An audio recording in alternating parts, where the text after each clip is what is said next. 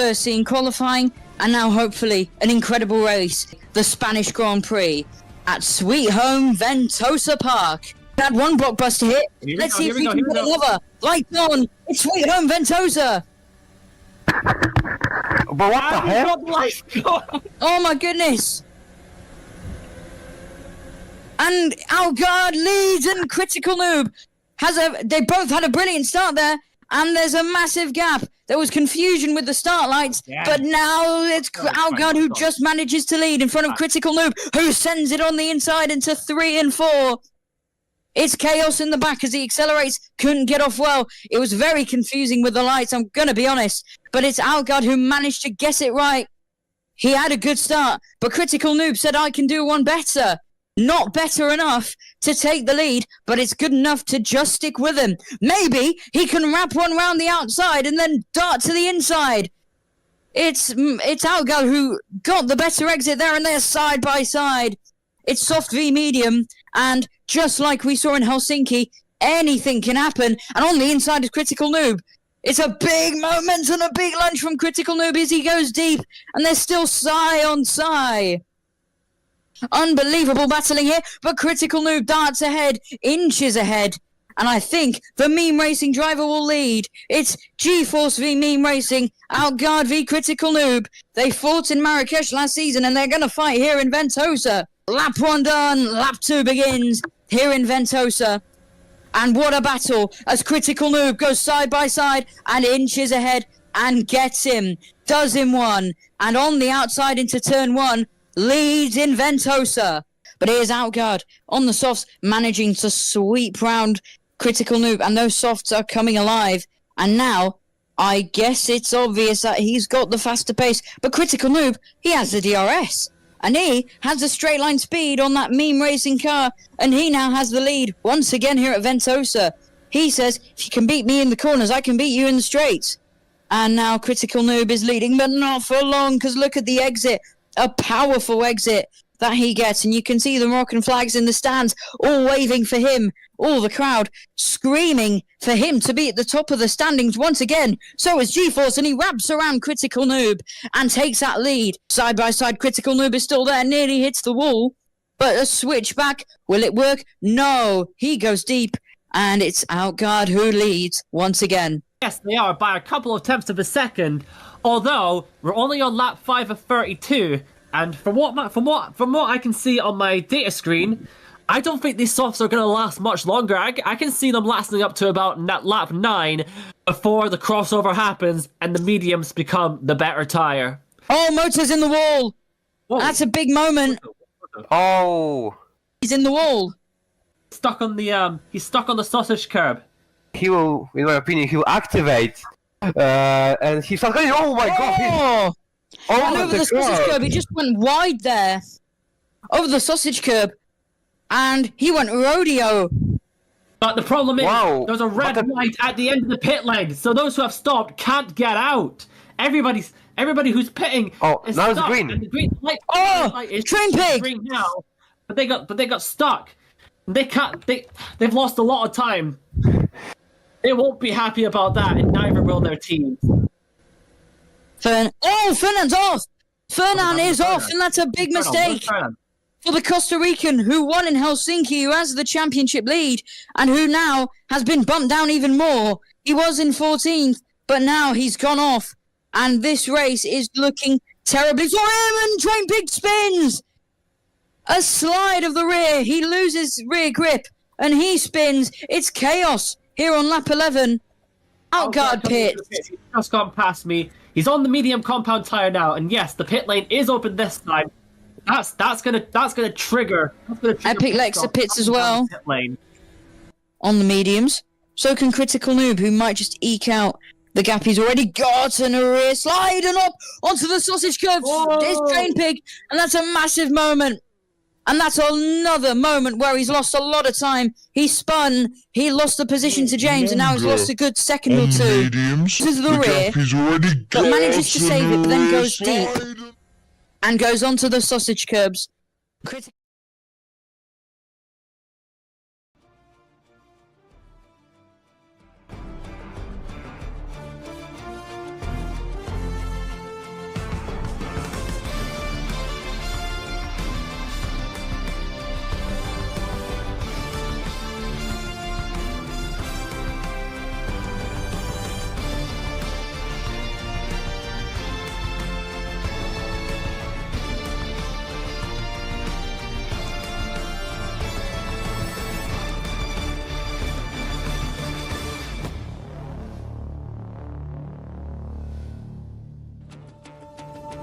It's a sunny day in the city streets of Zurich in Switzerland. It's another day and another championship, and in a weekend where we've had to move. It is now the Swiss Grand Prix for round 3 of the RGB Romula One World Championship.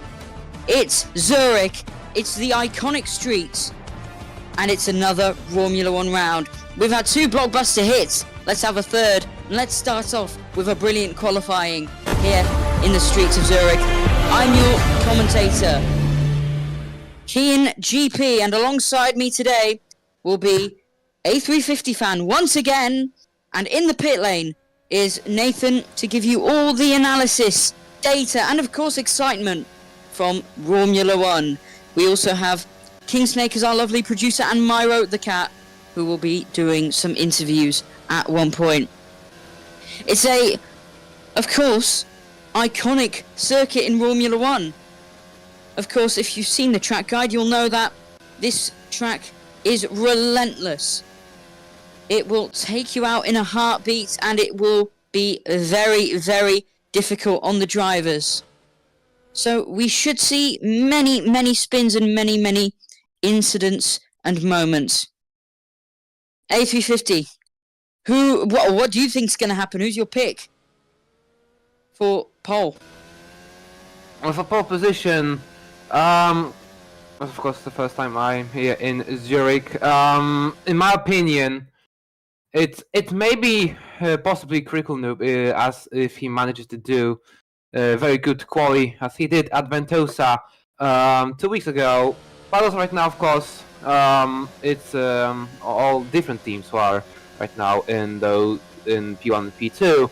So as of my early pick today, I'm going with Critical Noob, as I do believe he has a pace for pole position. Well, he's shown his pace in the streets before, last time round in Toronto, so he could do it here. Chris Boy is in the wall meanwhile, we just caught it on our screens, and the Flying Dutchman is no longer flying, he's in the wall. And that's a big moment for the G-Force driver. They couldn't get it right in qualifying in Helsinki, they managed to do a decent job in Ventosa, but now they really need to perform in Zurich. And that's not going to help. On board with Critical Noob in the meme racing. He won in Ventosa after his teammate won in Helsinki. It's a great championship start for meme racing, and it could become even better. Critical Noob won the his last win before Ventosa was in Toronto, a street circuit similar to this one. So could he perform here as well? Of course, he had an incredible fight with the valiant Dakar, who ended up winning the Season 4 championship. But can Critical Noob perform maybe even better than he did in Toronto? Let's find out. 8 minutes on the clock. Oh, sorry. Yeah, so as of right now, it is the train pick, who currently is P1 with a mid of 4:00, and you can see he's 2/10 faster than current runner-up. So Ariantai in Accelerate Racing. Critical Noob, as my pick, my favorite pick, is in P3. Of course, this is Q1. So I don't expect drivers to go. Sorry, not drivers. Critical Noob. I don't expect him to go flying, because it's only Q1 and it doesn't really matter what position you finish. But what does matter is that you want to finish outside the elimination zone. Well, let's find out. We've got 17 people in here. Currently, it's ASM at the bottom, Fernan at the top. As he gets very close to the wall there, as we see on the onboard. Look at that, flying through the track, entering the pit lane. So that's lap done for him. And he's now going to debrief with his pit crew. Oh wait, just to interrupt on you. The mediums. Just to interrupt you, Train Pig sets 2 purple sectors, 19.983 and 24.470. currently it looks like he is on his way for P1. Like I said before, top position doesn't matter. And he goes P1. And so, yeah, it's a really, really good lap for him. Gosha has gone P3, Chris Boy P4. So it's a good start for the G-Force cars, and it's a great start for the Train Pig. Who are we currently on board with? Oh, had to counter turn there for a moment. Sorry for the bit of confusion. Let's get back to it. There's the sphere, the Zurich sphere, iconic at this circuit since season 3. And boom boom, that's how it feels to drive through that S's section and then onto the straight. Of course, that could take out a lot of drivers later on in the race when fatigue becomes a factor. Then under the massive highway, well, in this case more like a tunnel, onto another straight then. And well, it's almost like the track guide that you could have seen on this channel earlier. Then another sharp corner before another shorter straight this time. Right, left, and then a quick kink to the right. It's taken out some drivers before. ASM is a noteworthy one in the Ferrari, but across the line this time it won't take out anyone, but it will get the Accelerate driver here onto a lap. Who are we looking at? I need to know. ASM? Yes. Yes. Alright, ASM. We're looking at ASM. Currently in P5. He was in the drop zone. I still need to figure out what will the drop zone be, how many drivers. Let's Top look 4. at ASM. Top 4. Bottom 4, you mean? Yes, bottom 4. Sorry Okay, about that. bottom 4. We're looking at ASM. He's not on the bottom 4 anymore. He's fine. And that tunnel, once again, it's a quick lap, you know. Not very long at all. Current fastest lap of 1 minute 12 dead. Just under a tenth. Onto the straight. ASM. Whilst he's on lap, we're looking at Super Job. And then back to ASM. This is a place that has taken him out in Season 3 during the race. But it won't here. This time he'll get past it. He'll have the speed and across the line. He will have enough speed to go P2. Just not enough to beat the Train Pig's lap. Yeah, but also when you look down for in the top A, you can see Critical Noob now sets fastest sector 2, 24.362 on to say for fastest lap time. But what I want to say is, as you can see currently in the P4, we've got a new G-Force driver, Gosh. Looks like he was signed. Gosha. It's not only.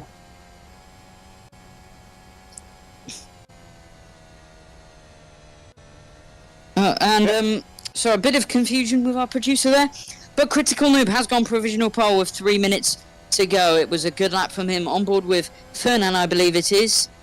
So we're talking about Gosha, who's replacing Outguard in the G-Force for this week, and he's a pretty good driver. I'd say he's good enough for Romula One.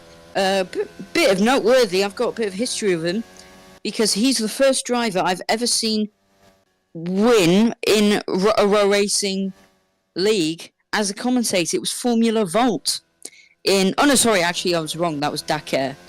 But anyway, he was one of the first. On board with, is that Gosha? The man we're talking about? Yes, it is. That's the new G-Force driver. He's just coming in to replace oh god, there as he flies through the kinks. He was racing 2 weeks ago in Ventosa, I believe, but he didn't do the greatest of jobs. But now he's in the car, he's in the equipment that could potentially give him a podium, maybe even a win. There's apex speeds, and it's a 147 to a 187. In and out. It's very high speed corners, this track. Not gonna give you a break. This circuit. It's speed, speed, speed. It's the fastest track, I believe, on this calendar. Out the final corner, and Gosha on debut with G-Force. Will he impress? Will he do well? Let's find out. Cross the line, and it's P3, and it's a really, really, really good lap. Yes, as you can. Yes, currently Ariantai is P1 with 1 minute and 12 seconds to go. Because Gosha is not only the newer drivers that we see currently in Romula One. There is also a different one. I forgot the name of the team, but it's Hios right now currently. Down in P12. Of course, first race for him in Romula One. And that's the what's the team called? Oh, in the wall. We're looking at the leaderboard, but we just missed it. Into the wall goes. That was Ayentai. What did he do? I'm looking on the replay. Oh, I just went a bit deep over the sausage curbs and gave up. That's what happened. So that was a team that debuted last weekend with Epic Lexa. You talk A350, I'll find out. As we are right now on board with Crawford, who's about to cross the line. Oh wait, there's Midnight Star just hitting the... As we are right now with Craig. Oh, he hits the wall! And the front wing comes off from the meme racing driver. Currently sits in P2, just slower than Ariantai. As we are right now riding on board with one of the G-Force drivers, Chris Box, about to cross the line. Maybe still in P7, possibly starting his hot lap. Yeah, and Q1's over. Q1's over. And Trainpick goes to P1. Faster than Ariantai and Critical Noob, surprisingly. So Q1's over. And Heels in the Hue performance car. Not done a very bad job. Oh, on the wall. That's a G-Force car, I believe. That was Chris Boy. But looking at the Artemis driver of Kanye, is that? Or the other driver. But he's down in the drop zone. He's going to stay in the drop zone. It's looking like a not so great day for the Artemis drivers. So, that is qualifying one over in the streets of Zurich. And the 4 drivers that fall at the first hurdle: Legend, Volt, that's Correcture, and Firebomb. They are out. Eliminated in Q1. Yeah. And now soon we're gonna start Q2. Hios in P11. A very good performance as of right now for our rookie. He's advancing to Q2. Let's see if he makes high positions. As Q2, of course, 10 minutes, and we are about to start.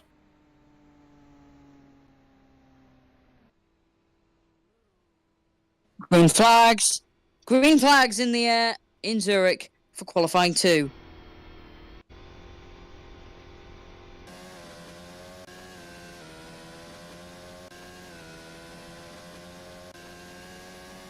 As we are on board with Gosha, replacement for driver in G-Force. Of course, he went through from Q1 to Q2, obviously. Now he is looking for a top 5 finish in Q2. He makes his way through the flowing corners now, left-hander.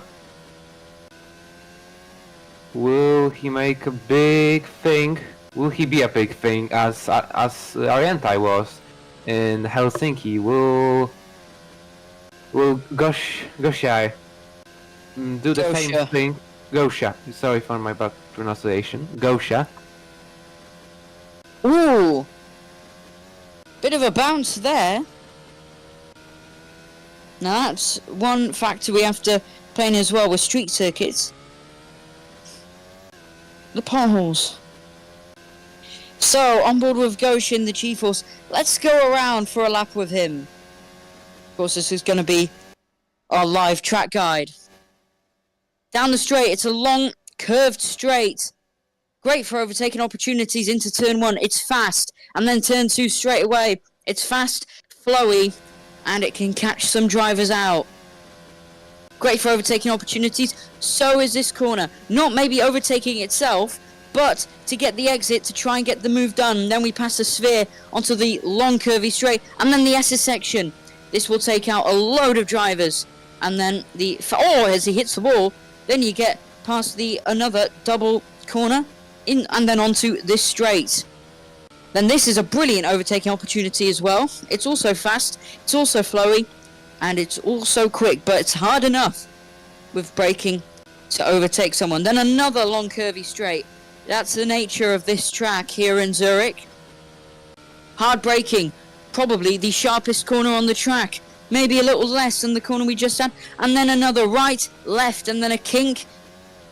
A right-hand kink, and that's your lap in Zurich. And even though he hit the wall, it was a fairly decent lap.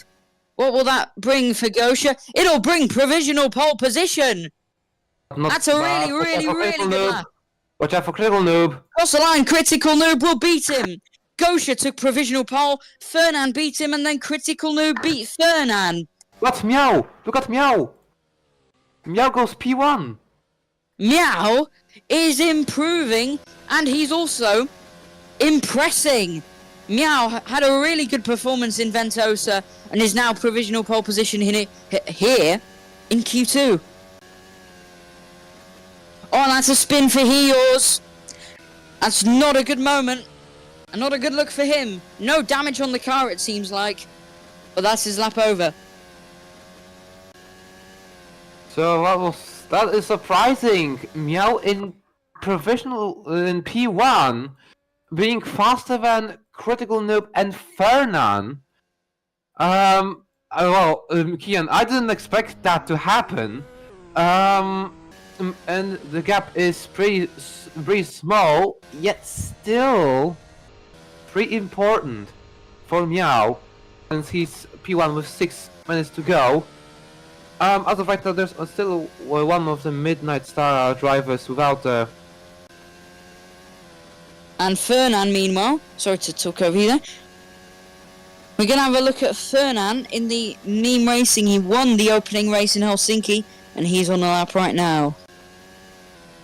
Yes. Meanwhile, whilst that's happening, we're looking at Chris Boy.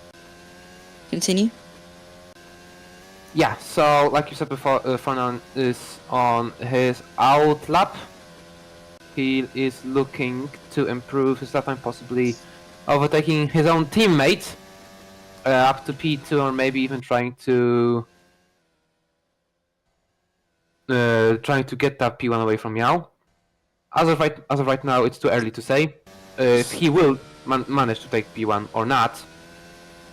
But in my opinion, though, Critical Noob, like I said in Q1, he can go pole position.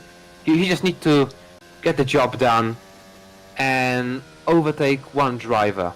So in my opinion, it's just a matter of time when he goes. But whilst I'm talking, ASM goes to P2. That's a really good lap for the Accelerate driver. Meanwhile, what about his Meme Racing companion? As we look at... Is that Fernan?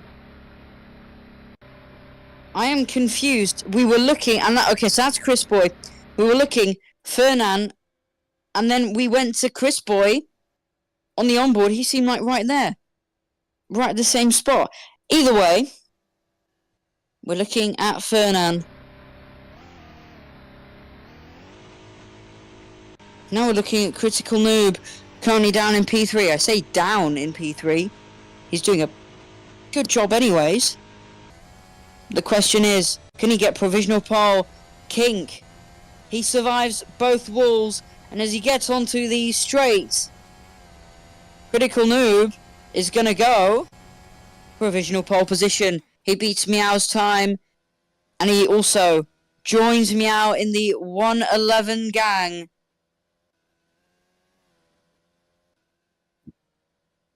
And we're looking at Chris Boy in the G-Force car right now.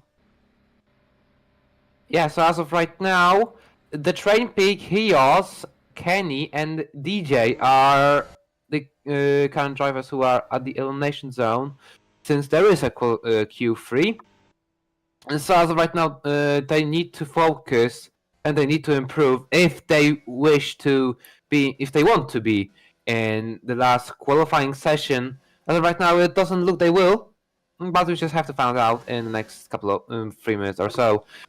As of right now, like I said, that Critical Noob will get P1. He does 1 minute 11.595, 4 tenths faster than Meow. Fernan, his teammate, is down P4. He is 6 tenths slower than teammate of Critical Noob. And as of right now, Ariantai says,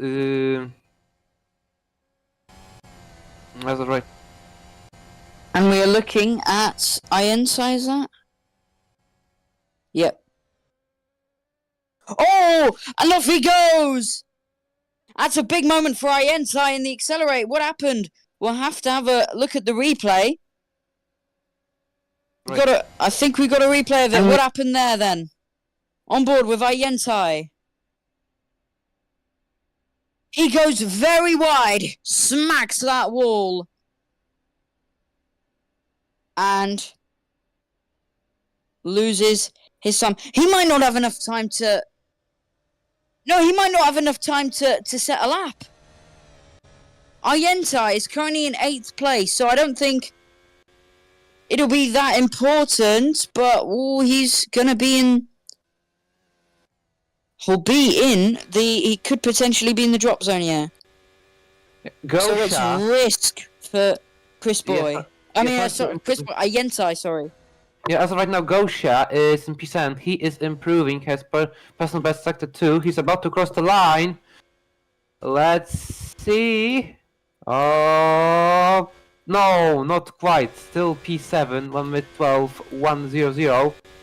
Oh, sorry, that's his personal best, sorry. That's his personal best, but not quite enough for taking the P6 away from. As we are right now on board with Hios.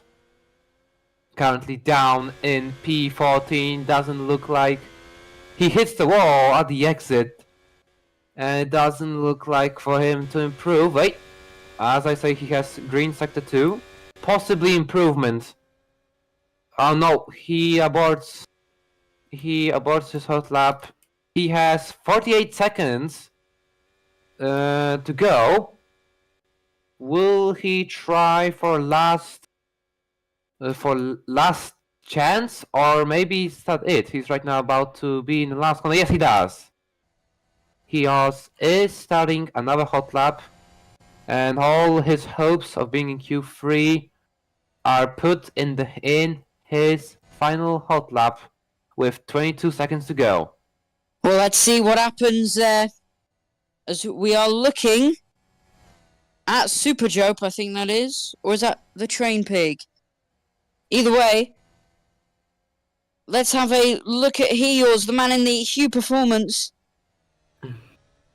There's Clocks crossing the line. We need to know, how does Heels do in the Hue Performance? There he is. DRS wide open for Heels, making his debut with Hue Performance. He's been widely successful in the now rebranded Project 121 and also in PARC. But how can he stack it up against the Romula One grid, up against the most competitive grid? Yeah, let's see. He's about to end. Oh, he hits slightly the yellow curbs at the end. And yeah, we'll look at that. But as he crosses the line, could he still potentially go up? No! Look at Train Pig. Train Pig has set fastest sector 2. Possibly he can go P1. No! the last sector, 27.891, misses out from his opportunity for Oh, it's P1. terrible for Heels.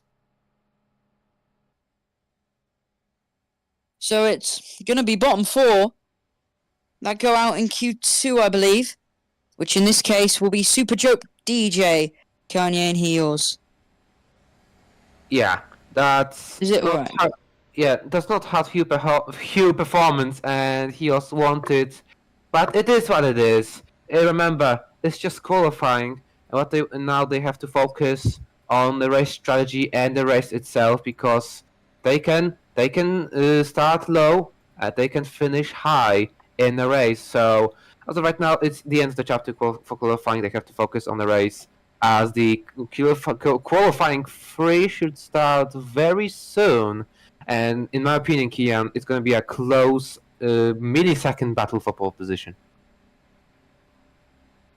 So it is. Let me have a look. It is Super Joke, DJ, Kanye, and Heels that fall at the second hurdle. Meanwhile, there's only one more to go. Qualifying 3, the deciding qualifying. Who starts on pole and who goes home? Let's find out. Green flags in the air. Let's go racing. Green flags are out, and we are underway with the last qualifying session. Decider, as we are right now on board with Meow, with an outdrive. He proved himself in Q2. He proved himself in Q2 that he is the guy who can challenge for P4. As you can see, he's right now on his hot lap, warming up his tires. Let's see how will he do for his second ever race in Romula One. For his first street circuit. Looks like his street circuit skills are, well, very good. But this qualifying session will determine how good those skills are. Remember, free practice sessions, huh? Yeah. They do help. So, yeah, of course, they don't outdrive. Didn't have quite good story with Moto. Maybe they will have a good story with Meow, as he is on the final straight with DRS rearing opened to start his hot lap, first hot lap. Well, let's see how he does. He passes the Swiss flags on that long, windy straight. Let's have another track guide. Turn 1 and 2. Not the greatest overtaking opportunities. I'm going to be honest. They are fast. Double kinks. You can't let off the throttle and you can't let off the steering wheel. He hits the inside wall and goes off. And into the wall. And it's a massive, massive moment for the young driver. And that is his lap over. And that's big damage. We need a replay of that. I tell you what, we do. As we're looking at the meme racing and G-Force just almost playing mind games with each other. As we wait to see if we can have another look at that incident with Meow and the wall. I'm looking on my screen. Meanwhile, Fernand's had a purple sector too. Let's have a look at him. Can he purple the lap? Across the line, and yes he can, and it's provisional pole position. So as we're not getting a replay of Meow's incident, at least for now, I'm having a look at what happened. He went deep, he hit the inside wall and went off, smacked the outside wall. We should see quite a bit of that. On board with Ayentai, meanwhile. The Accelerate driver who performed really well in Helsinki and was brought down back to earth a bit in the race. In Ventosa. But out the final corner, he wants to prove maybe a podium. Who knows? The train pig on provisional poles. His teammate ASM in second, and Ayentai is going to see if he can beat those two. Maybe even Fernand, Gosha, and who's that? Is that Mr. Yeah, it is. Mr. Macho Globe. Mr. Macho. driving for Midnight Star. He was racing in the. He was driving in the Romula 2 sprint race earlier today, and now he's here in Romula 1. Oh, Ayenta goes a bit wide. He went deep. No, sorry, he went wide at the S's there, and that forced him wide there as well. But hopefully, maybe he can improve afterwards. Oh, he hits the wall, and no, he cannot. And that is his front wing gone, and a big moment for him. And we're going to have a lot of highlights to look at here in qualifying, I can tell you that. At the final corner, it's Gosha. But here's the replay of what happened with Ayenta. I can't tell you what happened. I think he went deep. I think he just went wide, either deep or just came in with way too much speed. And that's what happened. So, we're going to have another look, I believe, at that incident, but I'm not sure. Meanwhile, we're looking at Fernand. Yeah, as of right now, Fernand is down up to P3. He's on a hot lap, but we have to also look on someone who is down now in P7. Critical Noob right now is also on a hot lap, 19.929 first sector, 24.625 second sector. He's aiming for possible P2. The final sector will judge that.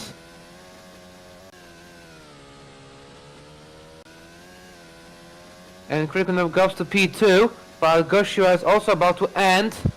Let's see, Goshua. Sorry for misinformation. Goshua still in P5.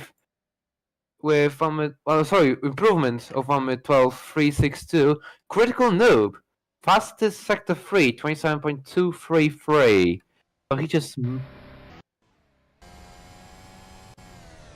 2.5 minutes remaining in this qualifying session, and it's heating up. The Train Pig, Critical Noob, ASM, and Fernand. That's your top four. Gosha just right behind.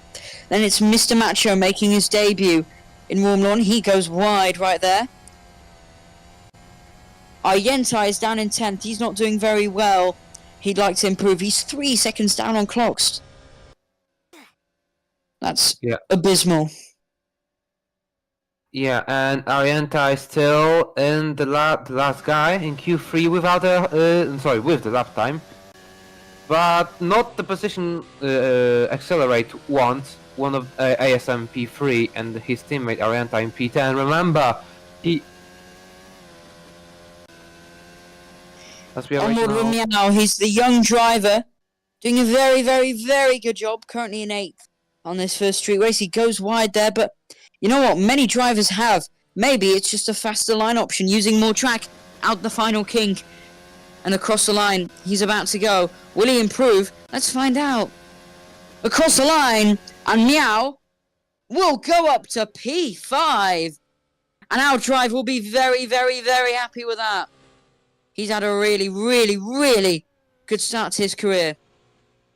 Although Ayenta has just crossed the line and beaten him there, up to 5th. We're looking at the meme racing. I believe that's Critical Noob. Yes. He's currently in 2nd place, but he wants to go for pole.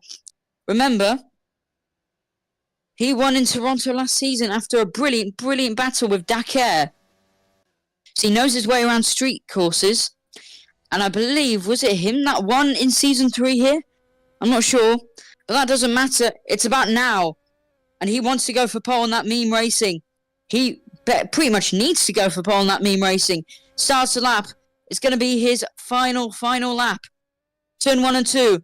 Flat out. You can't go wide or you've lost your lap over the sausage curb there. Another fast right-hander. Then you pass the sphere as you're onto another long straight. On board with the Train Pig. Will he make the start finish? No, he will not. And even though he's on provisional pole, it might be at risk. Because his lap, well, there is no lap. He won't make the start finish straight. So now it's all up to Critical Noob. Can he beat the Train Pig? It's all up to him to decide what happens in qualifying. And let's find out. A few more corners to go.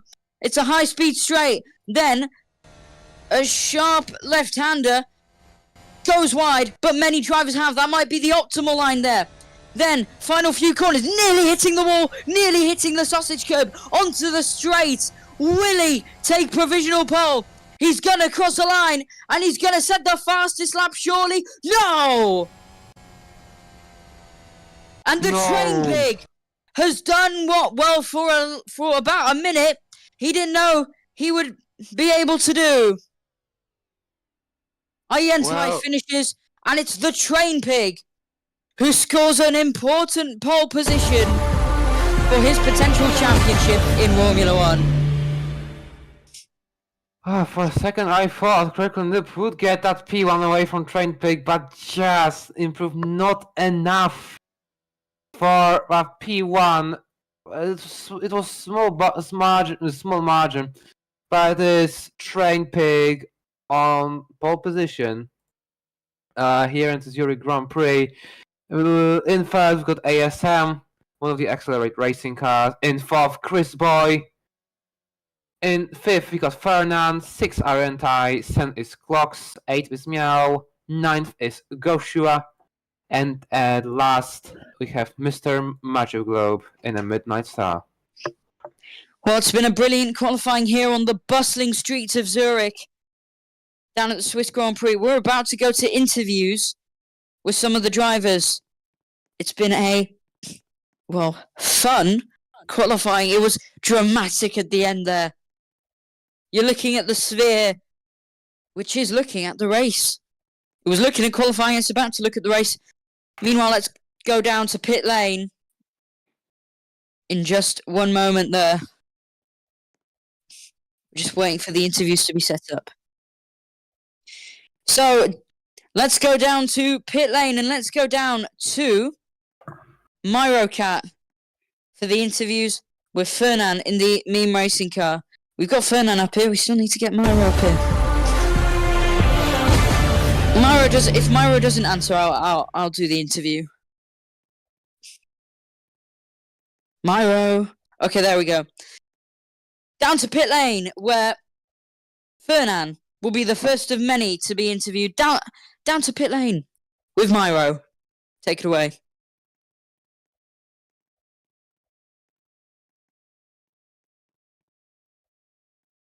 Will he take it away? No, he's on mute. Okay, I'll take it away. Hello, Fernand. It's been a... Oh, there he is. There's Myro. Hello. Sorry. Okay. Hello. Once again, down to pit lane with Fernand and Myro.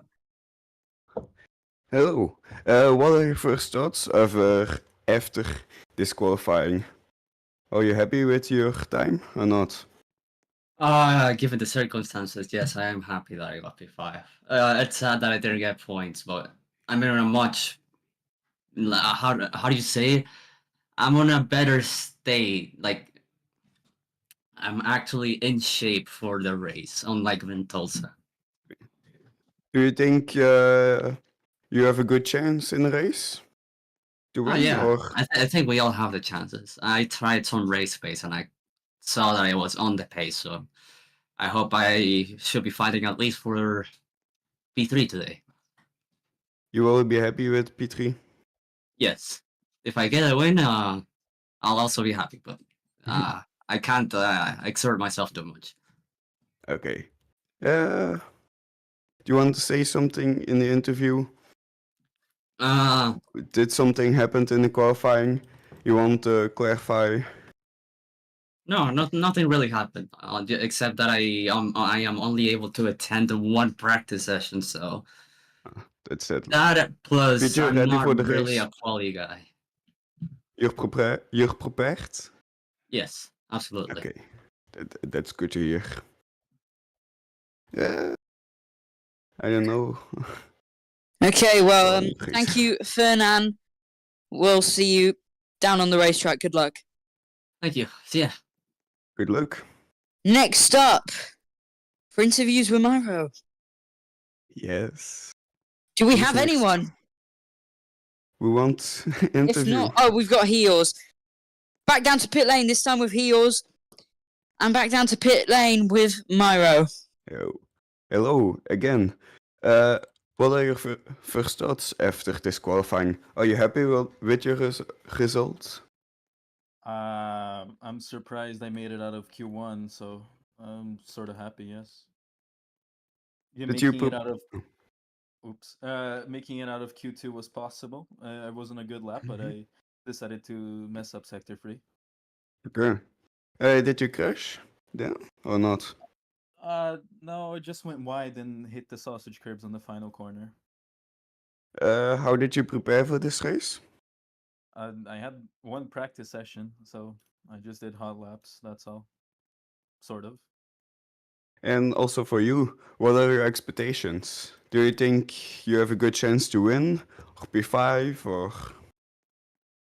If I'm P11, I'll be surprised. But my bets are maybe 1.2 at most, if I'm lucky. Which position will you be happy if completing the race? Really, really happy? Yes. P7. Hmm. Do you have a chance, you think, or not? Chance? You have a chance. It seems like a tough track. Maybe I can prey on some people hitting walls, losing wings, tires. Yeah. Yeah. Yeah. Thank you. Good luck. Okay, thank you too. Good luck with the race. Don't crash, by the way. We've got Firebomb in the pit lane next up. Hello. How are you? Hello. What are your first thoughts? Yes, wasn't that great, No. unfortunately, but see what we can do. Do you And, think? Do you think you could do better in the race or not? I don't know. We shall see. But I hope, we for the season for the team we finish up first time during the race. Because unfortunately, in Ventosa we did not even finish. So Mhm. yeah, it would be a great thing to finish. Yeah, finishing is always nice. Do you wish to get a P10 or something? Get points? Do you love it? I don't know, but we see if this track is obviously it's very easy to crash or Yeah. lose front wing. So if I keep consistently and don't touch the walls, and it could be possible, but you see, I have to see if I have a good pace around here. I wish you all the luck. Do you prepared good for this race or not? I don't know. I only did one practice session, and most of the practice session I was trying to learn the track and also doing some quali laps to see where's my pace. So yeah, we're going to see. This is going to be don't know what's going to happen. So yeah, let's hope that everything goes well. Did you crash a lot in practice sessions or not? I would say so and so, but yeah, we're going to try our best and see what we can do. Okay, thank you. Good luck with the race tonight. Thank you. Tonight. Sorry. Tonight or tomorrow. Thank you, Firebomb. Good luck on the track. Thank you. Yes, good luck. I believe Anyone that's else? it for interviews. Okay, thank you for everyone. And if so, well, thank you for watching. We're not over. We're only just getting started. The main event, the Swiss Grand Prix in the streets of Zurich, is about to get underway very shortly. Stay with us. We'll be back in just one moment.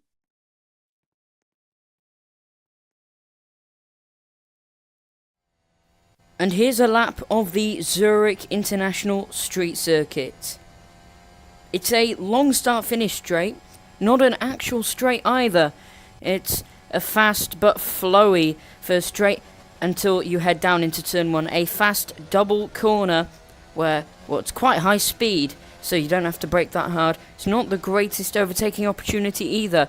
Then another long flowy right-hander into a long curvy straight again. You're going to see that a few more times. Then an S's section. Be careful not to go off or hit the sausage curb, because it will be deadly. Then you've got another high-speed few corners before another straight, heading down into a sharper right-hander. Brake through the tunnel, and, well, sharp, and then out again. You need a flowy exit. Exits are key on this circuit.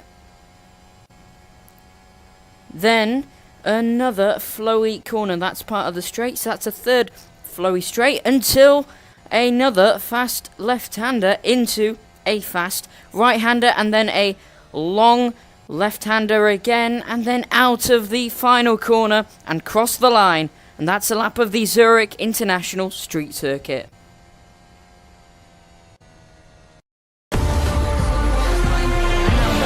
An incredible race, the Spanish Grand Prix at Sweet Home Ventosa Park. Had one blockbuster hit. Let's see if we can get another. Lights on. It's Sweet Home Ventosa. But what the hell? Oh my goodness. And Algard leads, and Critical Noob they both had a brilliant start there, and there's a massive gap. There was confusion with the start lights, but now it's Algard who just manages to lead in front of Critical Noob, who sends it on the inside into 3 and 4. It's chaos in the back as he accelerates, couldn't get off well. It was very confusing with the lights, I'm gonna be honest, but it's Algard who managed to guess it right. He had a good start, but Critical Noob said, I can do one better. Not better enough to take the lead, but it's good enough to just stick with him. Maybe he can wrap one round the outside and then dart to the inside. It's Algar who got the better exit there, and they're side by side. It's soft v medium, and just like we saw in Helsinki, anything can happen. And on the inside is Critical Noob. It's a big moment and a big lunge from Critical Noob as he goes deep, and there's still Sai on Sai. Unbelievable battling here, but Critical Noob darts ahead, inches ahead, and I think the Meme Racing driver will lead. It's G-Force v Meme Racing, Outguard v Critical Noob. They fought in Marrakesh last season, and they're going to fight here in Ventosa. Lap 1 done, lap 2 begins here in Ventosa.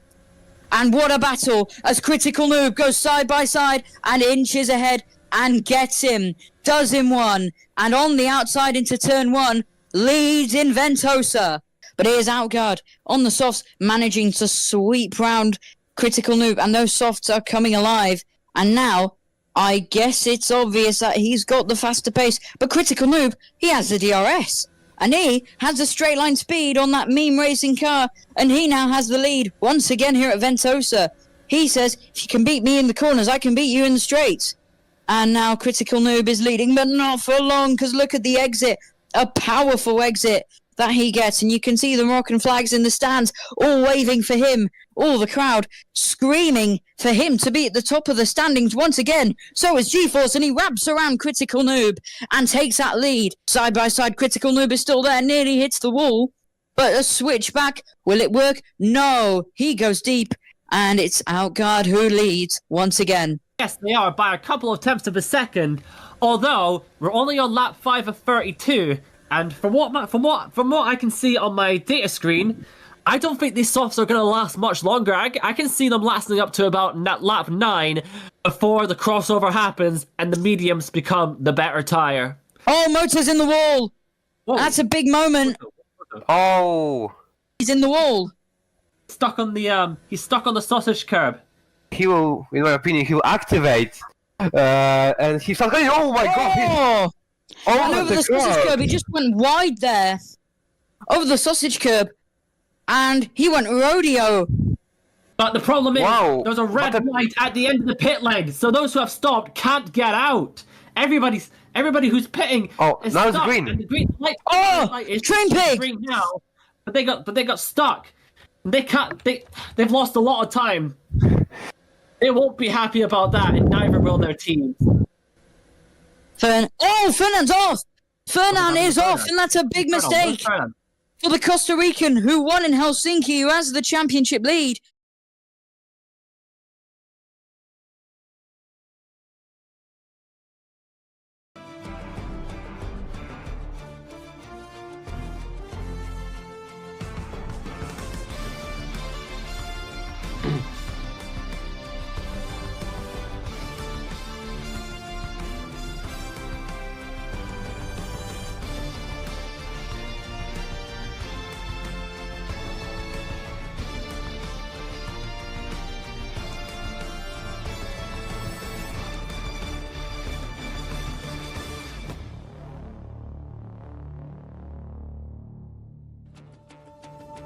Well, we've just had 2 blockbuster races. Let's have another one. We're on the bustling street city circuit of Zurich for round 3 of the RGB Romula One World Championship. The Swiss Grand Prix, round 3, and let's hope that it's going to be a brilliant race. Here's the map, and here's where we're racing. The heart of Switzerland and one of the biggest cities. It's got a sphere, it's got many corners, and it's of course a difficult track for anyone. This circuit should see a lot of fatigue later on in the race, and hopefully a lot of crashes as well. It was a chaotic qualifying, and here are the results from qualifying. At the back of the grid, Firebomb, Koretsk, I think that's his name, Volt and Legend were knocked out in Q1. Then it's Heels in the Hue Performance from Kanye, DJ and Super Jope. He would be knocked out in Q2. And the top 10, it's Mr. Macho making his debut for Midnight Star from Gosha, making his debut in GeForce. Then it's Meow doing a brilliant job to get into 8th from Cloxed, Ayentai, Fernan, Chris Boy, ASM, and the front row, Critical Noob, who won in Ventosa, and pole position, the Train Pig. It's going to be a chaotic but hopefully exciting race. And if you have a look up in the booth, hello everybody, I'm Kian GP, and alongside me today is A350 to give you all the analysis, data, and of course excitement from Romula One in Zurich. And of course, in the pit lane, we have Nathan to give us all the extra info we need. It's going to be an exciting day, and you can watch it all live, on demand, whenever, wherever, for free, here on YouTube. Now, A350, who's your pick for the win? And before you answer that question, for everybody in the comments, who is your pick for the win? Comment down below in the stream chat. So, for my pick of today's winner at Zurich, I gotta stay with Critical Noob. Of course. Oh, you're basic. Yeah, I'm basic. Of course, Trainpick took pole position. It wasn't Critical Noob. Maybe that one didn't work. But remember, Critical Noob maybe had bad qualifying. But it doesn't matter if you're starting. I mean, for him, it does matter if you're starting from second or first. But race is more important than qualifying. Here, he will need to prove that he is a guy who is a title-worthy opponent and a race-winner opponent overall in Romula One. And his opponent for that is, of course, a Train Pig who took the pole position away from Critical Noob. And as you can down back in P3, I want to accelerate racing cars, which had battle with Critical Noob. For example, at Helsinki, when we had 4-car battle for the win at the final lap. So, just to sum up, for me, Critical Noob, if Critical Noob won't do it, then I'm going with Train Pig. Or are you going to have to talk over you? Critical Noob won in Toronto after a brilliant fight with Dakar, but Train Pig nearly won in Berlin last season after a brilliant fight with Dakar. So it's all to play for here on the bustling streets of Zurich. The lights are on, and when they go out, Romula One in Zurich will be underway! And it's a brilliant, brilliant, brilliant start from Critical Noob. They're side by side into turn 1. Train Pig, no, Critical Noob gets the jump over Train Pig, and Critical Noob makes the first move. And to the lead, everyone else follows behind. There's a bit of chaos in there as Chris Boy is trying to get past Ayentai. Yeah, it's a very big chaos here in the first lap, and already Critical Noob getting into the lead of this Swiss Grand Prix ahead of ASM, and our pole sitter, the Train Pig, down in P4, being the only driver on mediums in the current top 9. So more drivers are on softs than on mediums, so they want to get away from each other. And Mini has lost his front wing at the back. It's a big incident, and if we look at the front, well, Critical for a moment had gapped everyone, gapped Ayentai. There's Mini Shamora into the wall, and that's an unlucky moment for him. And once again, He loses his front wing. Lap 1 done. Lap 2 begins here in Zurich. And it's Critical Noob leading from... Is that Gosha? No, it's Chris Boy. Gosha had a terrible start, actually. He's down in 14th. But on board with Critical Noob. And he had a brilliant start. He's now up into P1. That was a brilliant launch as well. We might have to have a replay of that start at some point. But if we look behind, Chris Boy from Ayentai, from Fernan, from Trainpig, pole to 5th in 1 lap. It's not a good start for the Trainpig. He needs to make some moves up the field. Nathan, can you give us some info about Minisham? Minisham has gone into the pits, I believe. Actually, if he can even make it back to the pits in that destroyed car. But we're just waiting for him to. He's kept going. Finally. Yeah, he has. He's gone round another lap. That is actually very interesting from Minisham. Well, it's an interesting weighted race. But look at the send from Ayentai on Chris Boy. And a bit wide goes Ayentai, and Chris Boy just manages to get through. How many times am I going to say Ayentai and Chris Boy? But on board with the Accelerate driver. And on lap 3:38, it is looking like a big battle. There on your screen, is that Critical or is that Fernan? I believe that's Fernan. DRS, meanwhile, is now enabled. So racing's just going to get even hotter, even more tense. And the meme racing car ahead is defending.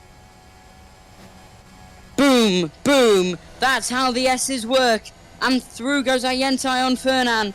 The Costa Rican driver who won in Helsinki, who struggled in Ventosa, is now trying to regain some points in that championship. Oh, wide goes Ayentai. And that's giving a good opportunity for Fernan to get through. And now, Critical Noob leads by already over a second. He's now getting away from Chris Boy, and from ASM. His teammate, on the other hand, Fernan, is in P4, battling with ASM for a podium position. But also, there not only those are battling for podium positions, there's also Ayentai and a Trainpig. Trainpig down P6. Those 5 positions in this couple of first laps.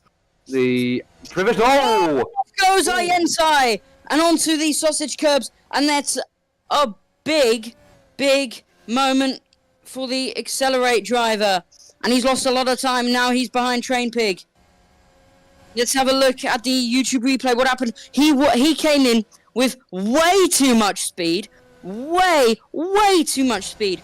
Just went off. He made that same mistake in qualifying, and he makes it here in the race. This time, it's even more costly. He said yesterday that this track is going to take out a lot of drivers, that it's very demanding, and he's the first one to bite that pill. I must have to butt in here. Minisham has finally gotten his car into pit lane and now has changed his front wing. Although now he is all over the place on the track. He's still trying to get to grips with a car that can actually grip onto the track. So Minisham has had yet another terrible start to a race, and he just went off there. So, oh, and into the wall. Did he just? He did. Oh my goodness. Minisham has just lost his front wing again. And well, I don't want to hint at anything, but I'm smelling that may have been on purpose. And with the speed he had, and then went into the corner, I think that was on purpose, which means LJWE. I think there's only one thing to do with Minisham. Yeah, that was not natural for a driver to lose front wing straight after replacing it. So it's very. They're asking. Oh. So the chat here in Romula One is asking Minisham to retire. That is. Oh my goodness. He has completed 3 laps and he's on 3 sets of softs now. There's conversations about which drivers deserve to be in Romula One. There's a reason his name doesn't come up. back to the racing action. And it's now lap 6 of 38. Well, not if you're Minisham, but yes, if you are Critical Noob. Minisham's just been lapped meanwhile. It's unbelievable. Oh my god, and he's hit the wall again. Into the... He's trying to lose his front wing. It's obvious. Oh my days. It's on, and he's absolutely sent it into the wall. And this is going to be a highlights package of its own. My goodness. Minisham's tomfoolery at the Zurich Grand Prix. The only thing we can focus on. Oh, and he's hit the wall again and again. This time the front wing is stronger than titanium. Oh no! Sends it into the wall, and this time he's lost it, I think. Yes, he has. Oh my goodness. Oh, into the wall again, and Minisham. Investigation. Yeah, he's under investigation. Minisham is under investigation. But I don't think there's much investigating to do. Yeah, basically that there's no way, there's no reason just to hold him here. He basically, yeah, there you go. Minisham disqualified from the race. Yeah. Look, he just on purpose into the wall, and as you said, A350, Minisham is disqualified and probably banned from Romula One. I don't think anyone's ever going to want him as a driver again. Into the pit lane to end what might just be a career that never started. Well, and I think that is the fastest ever disqualification I've ever seen. That's the first. Oh, actually, fastest. You mean only because I think that is the first ever disqualification and probably only ever disqualification in Romula One history. Minisham can do things that we didn't even think was possible, and Interestingly enough, we still want him gone. He hasn't even parked the car in the garage. He's just left it in pit lane. Oh, But and also that's... just Oh, Yeah. no! There's Ayentai onto the sausage curbs, and he's losing more and more time. Meanwhile, Critical Noob is only gaining it. Remember, he's on softs. They're all on softs in the top. So how will that strategy look like? Meow and Ayentai, they are fighting for position. And the Train Pig, sorry. Poleman, who had a bad start, is now fighting for the glorious 5th in Zurich.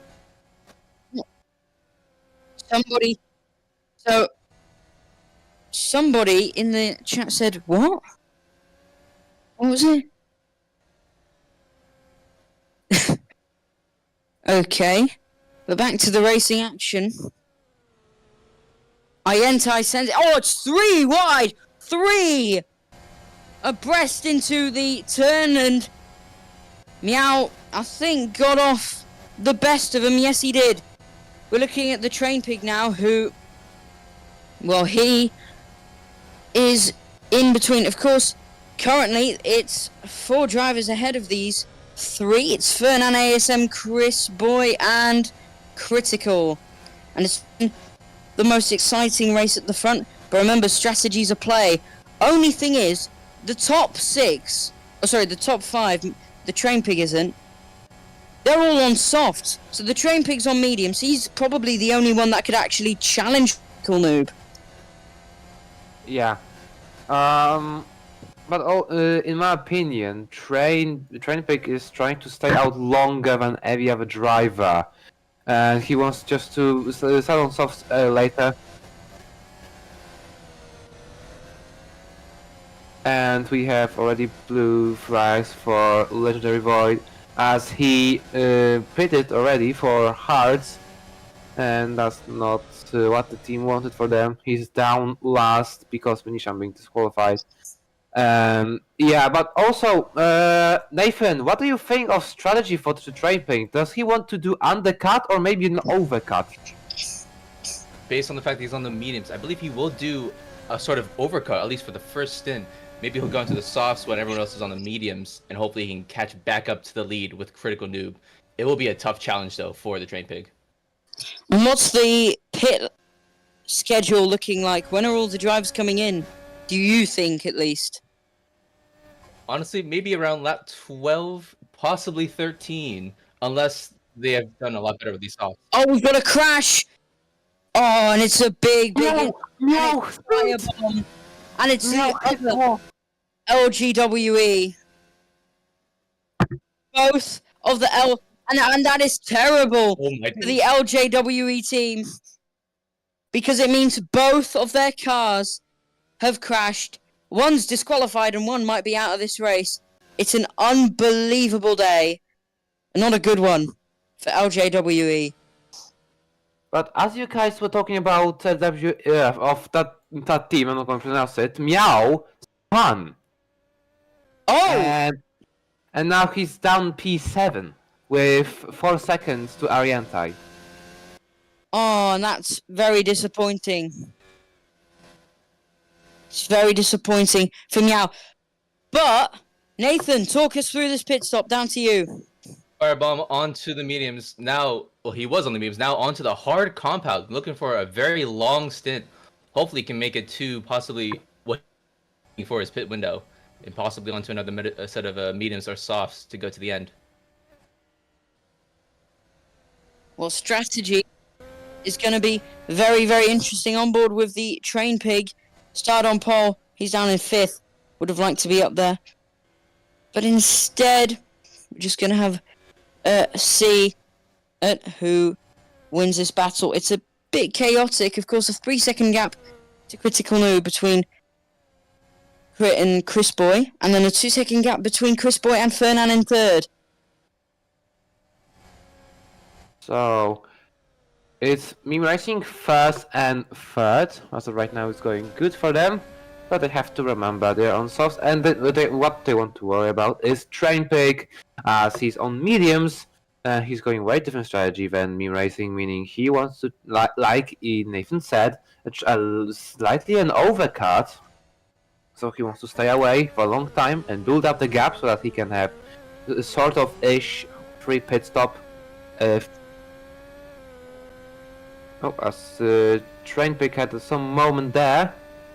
And now I did see from the pit lane. He had gone wide in the last corner over the sausage curbs, and he's lost a lot of time, possibly even 2 positions, from what I could tell. Ooh. Can we have a look at that again? Oh yeah, it goes deep, hits the inside wall and goes over the sausage curbs, as you said.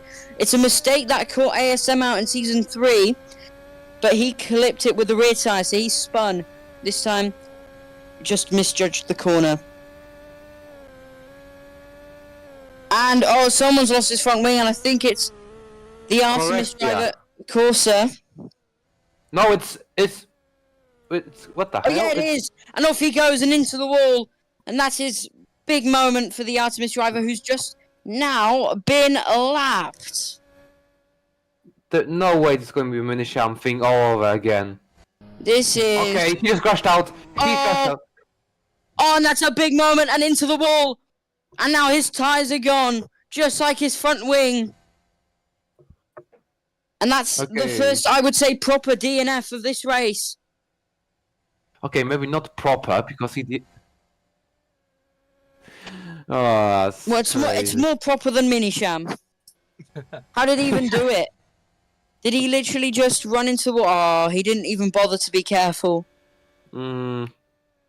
Sadly. So, another sad DNF, we already have, like, what? And pit stop, and that's a Midnight Star, and I believe that's Cloxed. It's actually Mr. Macho down the pit lane, going back onto the soft compound, looking for another pit stop, possibly going onto mediums for his last stint. And the Train Pig has fallen back a bit, meanwhile, on lap 13 of 38. 25 to go, and it's just not looking good for Train Pig. He was incredibly strong last season in Berlin. So, we know street circuits are a strength of his, but unfortunately it doesn't seem to be happening for him today. Leader has pitted now, Critical Noob. Leader, yeah. Down to you, Nathan. Critical's pitted. Critical now into his pit box from the soft compound, going on to the mediums. I think he'll be going on to do a 2-stop here. I'm not sure if he'll go to the mediums or the softs at the end of the race, but we'll have to find out. So Critical Oh. Noob. It's interesting. Yeah. Well, So he's is it the same? Is it, sorry to interrupt you, but is it going to be the same strategy as he did in Helsinki when he tried to defend from his own medium tires, or maybe he learned a lesson and he will pit again? But I smell that he will stay out on those mediums, if possible. What's going to be a very interesting race. We know that. Lap 14 of 38. ASM and Iyentai, the two Accelerate teammates. Iyentai and ASM, the two Accelerate teammates, are in a squabble. And in between them, in between the Accelerate duo, is Fernan, race winner in Helsinki. This battle's going on. Well, the gaps are a bit big now, but it's the closest we can get right now. The current leader, Chris, has gone into the pit lane from his soft compounds. I wonder if he's going to follow what Critical's done. Now into the pit box. Onto the hard compound. Interesting. A little bit different for Critical. Probably going to the softs right at the end. Either that, or do you think he might be going to the end of the race? Because mediums can last you quite a bit, probably, and then you can do an end of race sprint on the softs. That is a fair shot. He actually might go to the end. Same thing with Meow. He's also in the pit lane onto the hard compound. Yeah, I would not. If you're planning to go to the softs at the end of the race, I would not recommend going on hards. So I don't think that's what Chris Boy will be doing. I think he's probably going to go to the end of the race, but we'll see if that's even possible. So Meow down P12 calls. Battle for the lead, meanwhile, it's currently between Fernan and ASM. The two ex-teammates at Ferrari in Season 3 of Romula One are now fighting it out. Different teams. Even if it's ASM! Into the pit lane. Down to you, Nathan. ASM, both Accelerate cars, Ariante and ASM double stacking in the pit lane. Both going off the soft compound. Let's see. Onto the hard compound. This actually may be the strategy for most drivers here. Going to the end on the hard compound. Let's see if Ariante actually decides to follow that.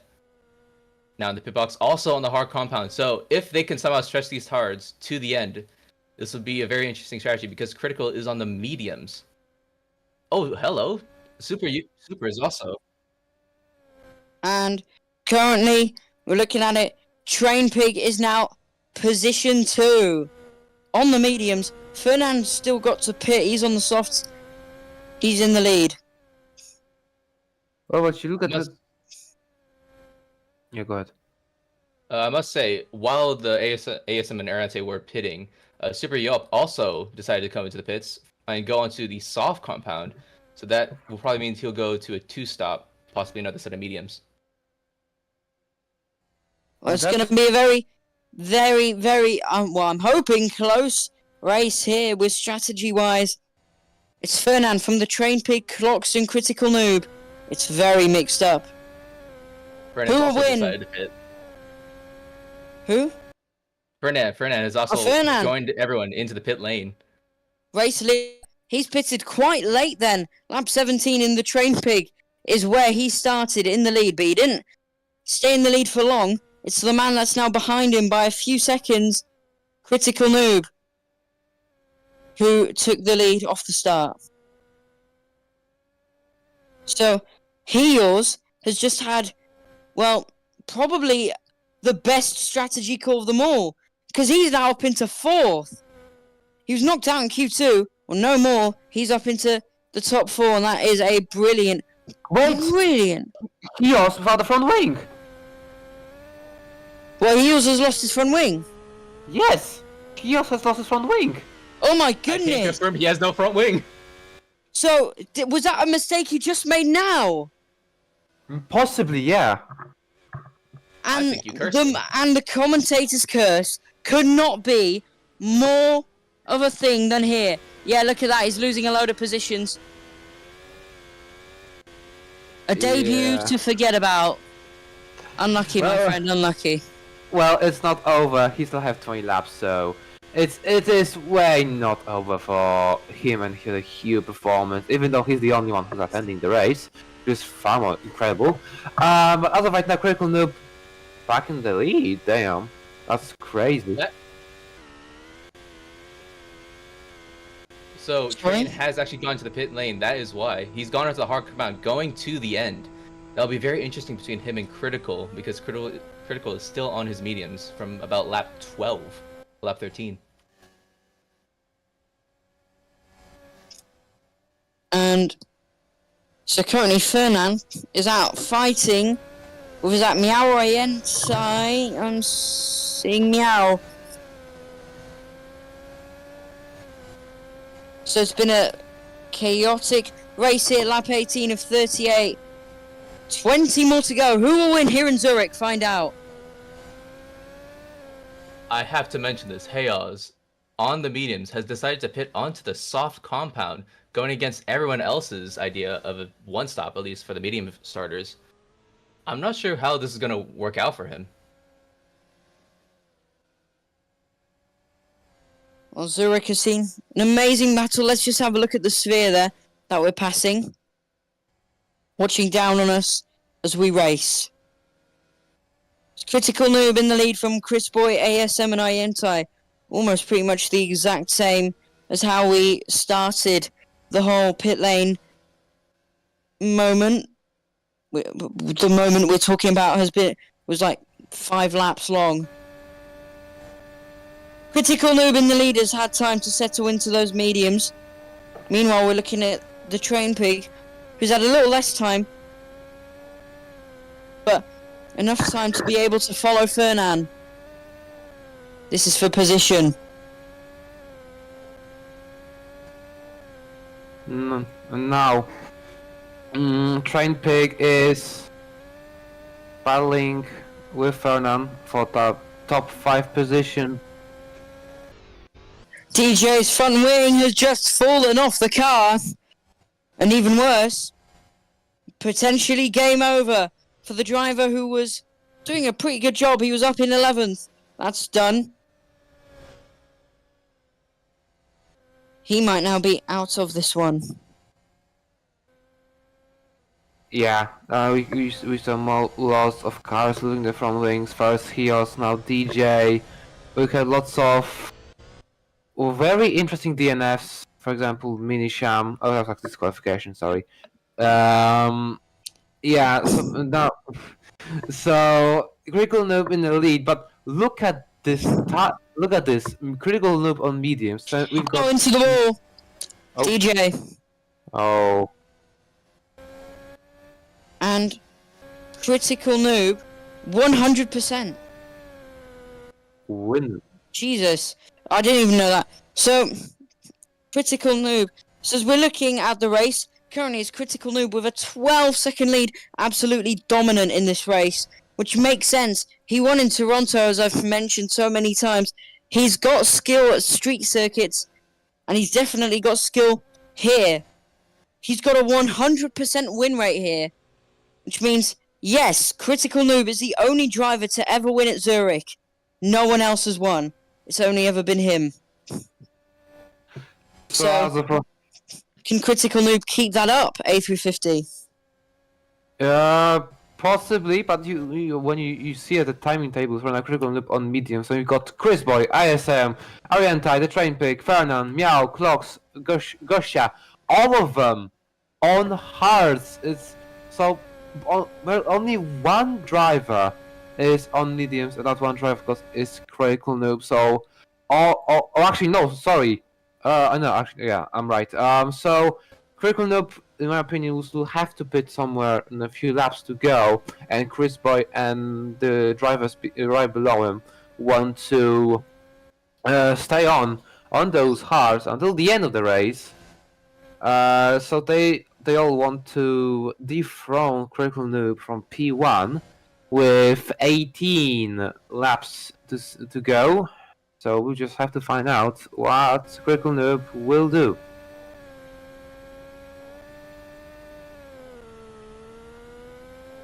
So we've had a problem, that's who? A few spins or near spins. Nearly lost it not too long ago. Of course, he's struggling without a front wing. So, Let's have a look at the train pig. no, Train Pig, of course, in... Oh yeah, sorry, you go ahead. Too wide there, side by side. We haven't seen this in a bit. Another front wing loss. Another front wing problem for Heors. Chaotic. Now, the drivers did say yesterday after practice, this track likes to take out drivers, especially about round now, when fatigue becomes a factor. You have to constantly be concentrating, and it's quite difficult. So it's a very demanding track. Back to the fight, and the train pig is in it now, side by side, Meow and Fernan, and this time the train pig is involved, and the train pig is ahead. Those hards are really coming alive in this one. Fernan having a look, but it's not working. Fernan had a look into the sharp tunnel corner. There was no space there. Fernan having a look into this section. There's no space there either. He just can't find the room. He can't find the space. The train pig had the faster line, and he's going to have a way quicker line there as well. Fernan seems to be struggling in that final sector, and it's showing. The train pig is through, and the train pig is up into 5th. Well, let's see. Will the Train Pig Redemption work? Will he go to the podium? Oh, he's got this DRS. Turn 1s and 2. But he can't make the move there. If he could get the exit, it would be good enough. But this time, he's going to have to rely on the DRS and the slipstream to maybe make a move on. The Sphere's watching, as we're watching. The battle commence. And the DRS wide open into the boom S's. Train Pig takes a wider line there, and Fernan just has to rely on the DRS on the straight. Train Pig's faster in the corners, but Fernan can do it on the straight. Train Pig goes wide. Maybe it's the opportunity for Fernan. Yeah, possibly. They're still going side by side. Train Pig and Fernan. Of course, they have to keep in mind that right behind him there is a outdrive of Meow. Meow made a good impression. Oh! Sorry, for a moment I thought Train Pig was going off onto the sausage curbs. Yeah, no. So Meow made a good good impression in qualifying, being in top 5. Now he's in P7. So as of right now, it's not too bad, not too good, somewhere in the middle. Ooh! And side by side now, and Fernan has got the edge over Train Pig. This time he's side by side, and this time Fernan is gonna have the slight advantage here, and the Train Pig has just lost the position. Fernan will have DRS. Fernan will into the wall. Oh Does my the Train God. Pig? It's a big slide, and has he lost the front wing? No, nothing changed, but I for a second thought he was out of the race. Yeah, he's fine. I thought so too. Big moment for the Train Pig, but he comes unscathed, and he gets very lucky there. But Fernan, looking in his mirrors, will know what's just happened, and will know that's his moment to try and get away. Can Meow maybe have a look at an overtake on the Train Pig? We'll find out in just a moment. A350, take over from me. I'll be back in a sec. Alright, Oh, Train Pig pit. Down to you, Yeah. Nathan. Train Pig, from his hard compound, decided to just decide to pit in. I'm not sure how the strategy is going to work out. He's onto the soft compound to the end. This is a very interesting strategy, which means that I think the others that are on the hard compound that pitted a bit earlier than Train should be coming in soon if this continues. Yeah, that is very weird. Train Pig now onto mediums. Mediums, the softs. With 14 laps to go, basically I do believe that it is his last pit stop. No more scheduled pit stop for him. Critical Noob still leads the way, 15 seconds ahead of P2 of Chris Boy in a G-Force. So, as my prediction worked, Critical Noob.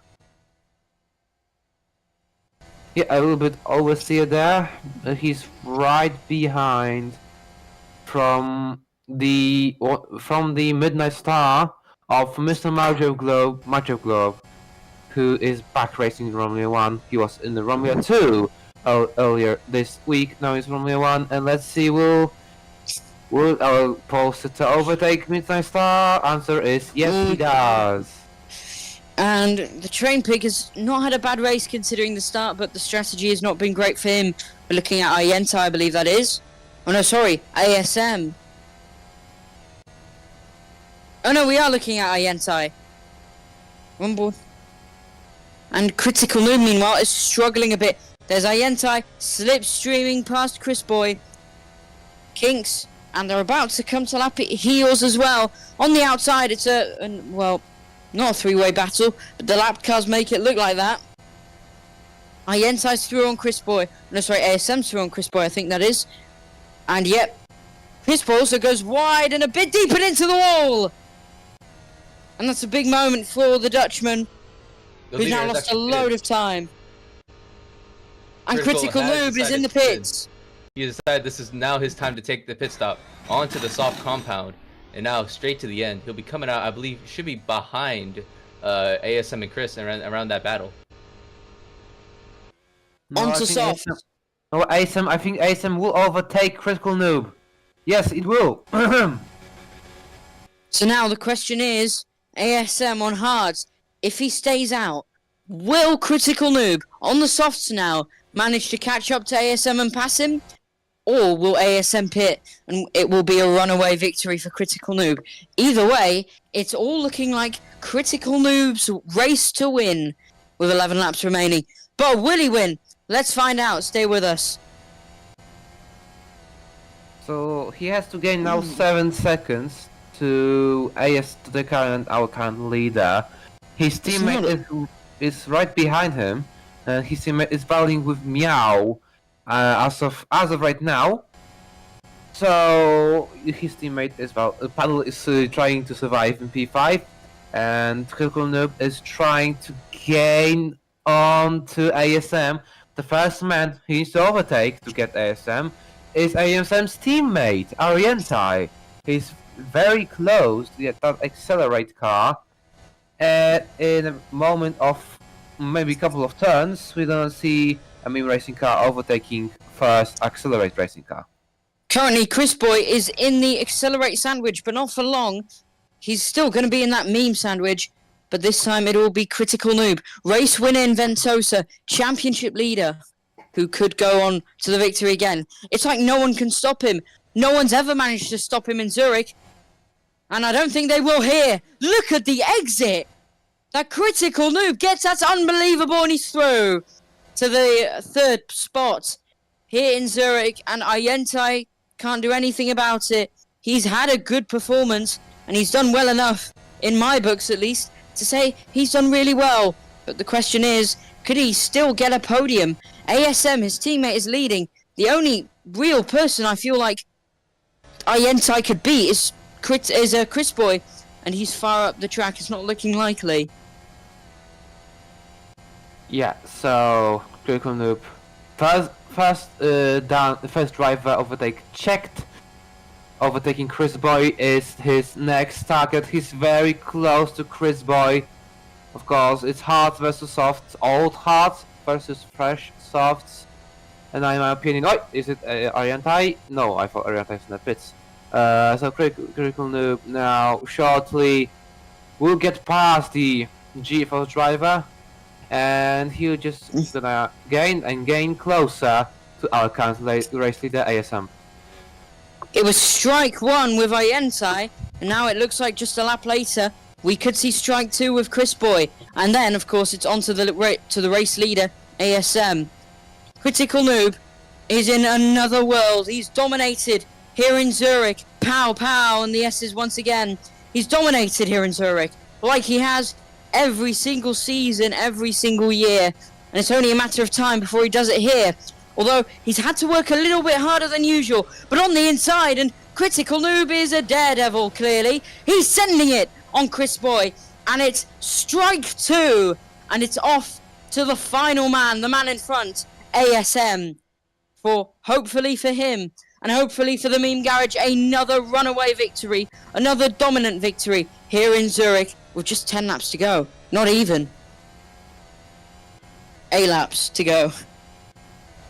Oh, And we ASM's have right in front. marker. Oh, and there's Hios, the back marker. Hios said that possibly he can go to top 8. Sadly, didn't quite manage to do so. Down P14. Not what Hugh Performance wanted. But anyway, the current gap to ASM for Critical Noob is 2.7 seconds. It's gonna get smaller and smaller by a matter of like corners. Yeah, it's already 1.9. So he doesn't need to push like hell because he's only 1 second to ASM, and we've got 9 laps to go. So she can just relax, push, try to make pressure on the second Accelerate Racing. Critical Noob has dominated usually, and he's going so quick. He's setting the timing charts alight, and now it's a matter of time before he gets to the lead. Gap is shrinking. ASM knows, and I don't think ASM's really going for the win anymore. I think he's just going for a podium finish. Makes sense. I do so too. For a moment, I thought he'd dart into the pits, but I think he's going to finish the race on this compound. On board with Critical Noob. It's old. Orientai Got a moment. on the exit of the last turn, through the yellow curbs, almost flipping upside down. Oh, and a big moment for Ayentai, but luckily he comes out unscathed. Meanwhile, it's ASM with old hard tyres versus Critical Noob, who's won here every single season with young, fresh, soft tyres, and it's a matter of time before he gets past him. He's unbelievably quick in the corners, unbelievably, and look at that. He's about to do it as well. Wait, Chris Boy. Chris Boy's disconnected. Chris Boy's out to this race. It's a battle for the lead, and we're gonna have a look at that in a sec. But I'll look at Chris Boy in a sec. But here's Critical Noob. ASM tries to defend, but there's no way to stop him. Critical Noob escapes. Critical Noob leads in Zurich, and it was only a matter of time before Critical Noob says, "My 100% rate here. Well, that's not stopping." ASM is beaten, and Critical Noob has done it again. Meow trying to get to Fernand. Meanwhile, Chris Boy, has disconnected. Chris Boy is out of this race. Big drama, and it means that we could have a meme top 4 once again, like we had in Helsinki, and in the same order too. So it had to happen. Critical Noob into the lead of the Swiss Grand Prix. ASM, he can't do anything really to be in the race range to Critical Noob. It's just that all hards cannot compete with fresh softs. It's just impossible. So as of right now, Accelerate are second and third, and the whole two Accelerate racing cars are in a sandwich of meme racing. Critical Noob in the lead, then ASM, Orientai, and finished by Fernand in fourth, who is still under pressure from well, we can say not rookie, Meow and an outright. Meanwhile, Critical Noob, what happened? Rubbing the bumps. Quote from our lovely producer King Snake. Got him very close, but of course he's pushing the limits. He doesn't have to. He's got some very good speed on him. The highlights we're going to get out of this race. My word. Yeah. Don't forget Mini Shem. Oh, no, I won't. That's going to be its own video.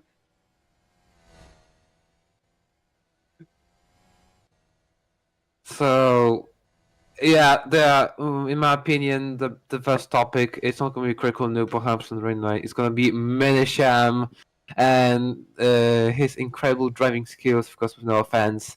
Yeah, it just happens sometimes. If some things go wrong for a team, but that's just one race. Maybe another team they'll do better. As of right now, they're 19, so maybe we'll not say that. Yeah, but when we talk about all of the front drivers, we have to talk about the Kenny in P9 for the Artemis, Kanye. which Yeah, he's Kanye. doing a really good job. And his sister teammate, you could almost say Gosha, making his debut for G-Force, only a position ahead. He's just been absolutely destroyed by the train pig. And now we're looking at the other Artemis driver, and that is that Kanye? Yeah, that is Kanye. So he's battling Super Jope. He's potentially lost the position here. We've only got a few laps left in this race. It's been a very, chaotic race. A mini Sham reference. Now I've just seen this. Someone said, I don't know who, but did Kian just say he's edging over Train Pig? I may have said that. I'm not sure. I'll have to look at the replay. I think you've 100% said that one. I probably did, you know. I probably just mentioned that I'm edging all over the Train Pig. Oh yes, you did actually. Yeah, I remember me. I think you said that. Jesus, guys, Explain yourself. will Sky Sports allow this? Are we child friendly? Possibly, yeah. Before that, yeah. A few laps remaining in this Zurich Grand Prix. Of course, well, the champagne bottles are already opening. We don't really have much else left to say or do, except wait for the race to end. There's not much really left in this race. Only thing really would be a battle between the Train Pig and Clocks. This is for P6. Let's find out if he can catch him. Meanwhile, Meow and Fernan are going at it. Outdrive V-Meme and a seasoned veteran versus a rookie. And Meow's got the DRS. It's hard v hard. No abidance for the law, easy E reference. And on the inside is Meow, and through, that's a pretty easy move. Wide went Fernan, and Meow is just going to slot in ahead of him. Imagine A good overtake. DNFs. Imagine. Oh, what right, happens Meow. if- Meow taking an alternative line, a faster line in the end, and the rookie is beating the veteran. Fernan, who wants to become champion, well, that can only happen if he stops this type of stuff from happening. He's being beaten by an outdrive. He's being beaten by Meow once again. And guys, just so you know, oh, a slide from Meow. And just so you know, guys, if he finishes ahead of Fernan, Meow has got a 100% record of all, like, Fernan will have still never beaten Meow in his Romula One career. But wide goes Meow, and Fernan could slot in ahead. He's going to have the DRS this time round, and he's going to potentially have the advantage over the outdrive. Ascend on the inside, but Meow is going to stay ahead. He gets a better exit. Fernan is really struggling now on those hard tyres. And Train Pig has just lost his front wing. Unbelievable. And into the wall. Train Pig is off. Train Pig has retired from this race. Final minute, final lap drama. It's unbelievable here in Romula One. Whilst it isn't actually a final lap, it just feels like it. The Train Pig started on pole, had a bad start. Wait, what happened? Ariente? Ayenta's got issues. Ayenta's down the field. I don't know what happened. What? Kian, Meow is on podium. I think, oh my, yeah, connection issues for Ayenta, I believe. And that is... Ayenta's back in this one, I think. Yeah, he is. Meow is on a oh yeah, actually no. Ayenta's back in third. So that was an issue for us more. Oh, I was about to say that Meow's gonna make a podium for. I was about to pop the champagne bottles open and celebrate. But let's have a look at the race leader, Critical Noob, because he's about to start the final lap. It's been a dominant display from him. He's won every single time round in Romula One. He's been invincible here in Zurich, and he's just done it again. He's been brilliant on the race start, brilliant with the strategy. Nathan will know everything about that. So, the meme racing driver who won in Ventosa, who's probably just going to extend his championship lead, will agree with me when I say this. Let's go round one more time. The final lap of the Swiss Grand Prix here in Zurich. Finally, the final lap. Critical loop domination to both hands. Yeah, it was. And my prediction finally worked. Haha. See, even basic predictions can work. But I mean, it's still the final lap. Critical Noob can be out. I'm not saying he will be out because commentator curse can sometimes get me. So let's just ignore. Let's just not say that he'll be out because we don't want to stuff like that. Let's just focus on Meow because he's defending from Fernand. He's still defending. Yeah. We can focus on him. Well, it's the final few moments, the final nails in the coffin of this Swiss Grand Prix here in the iconic streets of Zurich. The man with 100% win record here is just going to continue that record because on the streets of Zurich, no one could stop him. Not yesterday and not today. The Swiss Grand Prix is won by Critical Noob. And what a brilliant drive it was as well. Fernand gets P4. Fernand. Oh, into the wall goes Meow. Big drama on the final lap. Fernand caught up. Fernand got by. And Meow's just going to get out of that unscathed to a top 5 finish in only his second race. A brilliant day for him either way. And it's the accelerates round out the podium. Fernand and then Meow. It's even not P4, but still Meow is happy. It doesn't matter if he's P4 or P5. It's still a very good result for him. Second race ever in Romula One and a P5 finish. It is a very good result in my opinion. And if he continues the progress, if he keeps continuing improvements, then I don't know, in Marseille, France, next round, possibly Marseille. Sorry, Marseille. Not Marseille. I hate pronunciation of tracks. Anyway, so possibly a podium in France if he manages to keep improving and improving. Well, what a drive from this man, Critical Noob, the German, in the meme racing car. And so far, it wasn't the blockbuster hit we maybe wished we'd have. But this car, the meme racing car that you're looking at, has won every single race this season. Not Accelerate, not G-Force have managed to come close. It seems like if anyone's going to dominate this championship, it's going to be Critical Noob. Maybe Fernand could compete, but for such an exciting season, I don't think we're going to get that a championship fight, you know.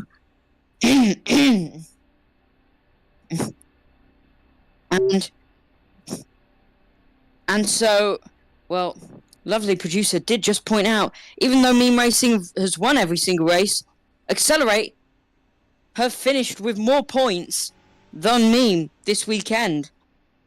So, so it's meme 1, Accelerate 2, 3. And considering they're the sister team of meme racing, it is basically just a meme 1, 2, 3, 4. But it's bigger for Accelerate, which is a smaller team, of course. They locked out the podium in Helsinki and a disappointing day in Ventosa. So could this mean that they're going to have a disappointing day in Marseille? Let's find out. It's the Accelerates bowing down on the podium to the meme, because it's Critical Noob, who's won the Swiss Grand Prix in Zurich. Oh, I forgot about Formula 2.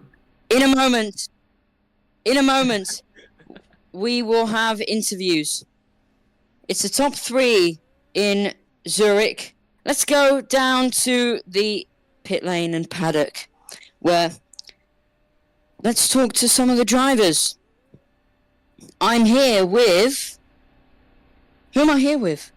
It's a critical high. Okay. Yeah. Well, it's race winner. He dominated here every single season of Asking, and he's going to dominate here again. 100% win rate. And honestly, with how much you've won here, it feels almost like you've got a 110% win rate here.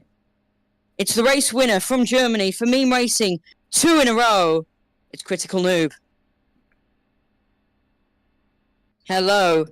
And Hello. of course, congratulations on the victory. Tell us, how did the race go? What happened? Whole story. Well, basically, I was just really fast. I didn't make a single mistake the whole race. I didn't even miss an apex, I think. Like, it was just perfect. Quality lap after quality lap. Yeah, didn't go wide once, didn't miss any apexes, was perfect. I didn't expect to pull away this much at the start. I thought I was gonna be with Train, but he started on mediums for some reason, I don't know why. Yeah, I think starting on mediums was not a smart idea, but unlucky for him. Yeah, really perfect race for me. So that was one of I think you could agree with me when I say it's one of your best drives. Do you think you could replicate this in other races at other tracks? And if so, do you think that will definitely help with winning a championship? Yeah, I hope I can replicate that. It helps that Zurich is one of my best tracks. Yeah, it helps that Zurich is one of my best tracks, but I'm gonna try to do it on a new track like France as well. So let's see how it goes. And you say it's one of your best tracks, but considering you've only ever won here, would you agree when we say it might even be your best track? Maybe, yeah, actually, yeah. It's up there with Toronto. Yeah, besides Toronto is not on the calendar, but yeah, it's probably the best. Yeah, the best track for me. Well, thank you, Tickle Noob. Congratulations on the victory. We'll see you on the podium. Next up, we've got the other Meme Racing driver. It's Fernan, who finished in 4th place. Maybe a bit more disappointing for him, considering what could have been. But I don't think he will be that disappointed about it if he improves next round. It's Fernan. Hello. Hello. And of course, you did drive a pretty good race in the end. So, tell me, what happened in the race? Wait, I'm sorry. What was the question again? Okay, so you didn't have the greatest race, I'd say. Well, P4 wasn't bad compared to Ventosa, but you might have wanted to get on the podium. Tell us, how did the race go? It went the best it could have gone. I pulled off the sneaky ERS management to get P4, so that mitigates my disappointment for not getting the podium. I must say though that I do feel kind of disappointed that I got outstratted by my teammate. The fact I won't put too much word into it, other than that I every weekend I come clueless because I have to make up like everything in FP3 because I can't attend Fridays. So yeah. And so, do you think you could still fight for a championship? Yeah. Season's long. Luck is also a factor, but we'll see how it goes. So remember, we've still got 9 rounds after this. You've lost quite a lot of points, both from Ventosa and this now to your teammate. Do you think you can maybe next 2-3 rounds gain those points back? Yeah. All right. Well, congratulations on P4 anyways, and we'll see you next week in Marseille. See you. And then we've got, well, I think it will be our final interview before the podium. It's 3rd place, and after his first ever podium in Helsinki, after a disappointing race in Ventosa, he'll be happy to be back on the podium. It's the Accelerate driver. It's our Yantai. Congratulations on P3. Oh yeah, thanks, Kian. Now, quickly, tell us, how did the race go? A pretty mid race, but actually a race where I was actually thinking I wouldn't even scrape the top 5. Due to the fact that I was actually one of the 4 slowest drivers in our Accelerate meme team by like 5/10 per lap in race pace. So it was quite surprising that I was able to finish this up high. Yeah. You made a few mistakes, and you actually mentioned to me on Friday that it's a very difficult, very demanding track. So was that the reason why you made a few mistakes today? Yeah, it's a very, very demanding track. It's like more skill based. Yeah, and we all know that last year that in Zurich it was a very, very hard race due to the rain and a lot of wings and wheels were torn apart from cars. Also, I think that's why it made Train Pick get 13th as well. So. All right, and one more question before we go. What happened later on in the race? Did you have connection problems? Yeah, I had connection problems since like the Ventosa, so yeah, I hope Okay. that it doesn't continue. Yeah. Well, anyways, congratulations on the podium, and drink some champagne for us. I'm a minor, bro. Okay. Well. For the legal people watching, it's not actual Give champagne. me that drink. Just have a drink on the podium for us. Yeah. Baby. Congrats on P3. Let's go to the podium now, because it's time for the winning celebrations. Remember, after this, it's... Ayanta, you should be out of here now. Go. Podium time. Remember, after this, we still have the feature race for Romula 2, where you might see a few new faces in the commentary booth, and potentially even me. Who knows? We'll just find out. It's podium time in Romula 1. Stay tuned for us if you want to watch the Romula 2 race in Helsinki in just a moment. But in third place, after a really, really good race, he's deserved his second podium of his career here in Zurich, and it's our Yentai, who will take the bronze spot for Accelerate and for Singapore. In the other Accelerate, the Swede this time round. It's the 2 Accelerates, 2 and 3. It's ASM, who crashed here in Season 3, but this time he'll get on the podium. But of course the winner, for the second time in a row, it's the German championship leader, meme racing driver, Season 3 champion, and a man who's won here every single time of asking. Critical Noob wins the Swiss Grand Prix on the streets of Zurich. And now it's time for the national anthem of Germany.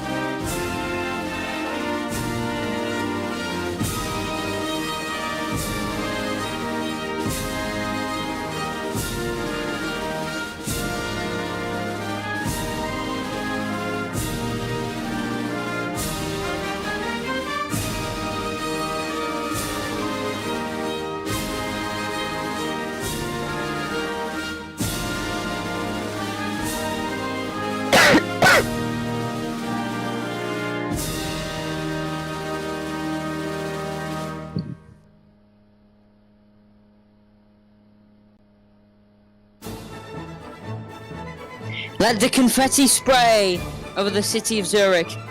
It's been an unbelievable race, and it's been a very fun watch as well. Critical Noob wins for the second time in a row this season, and for the, I don't know how manyth time of asking here on the streets of Zurich.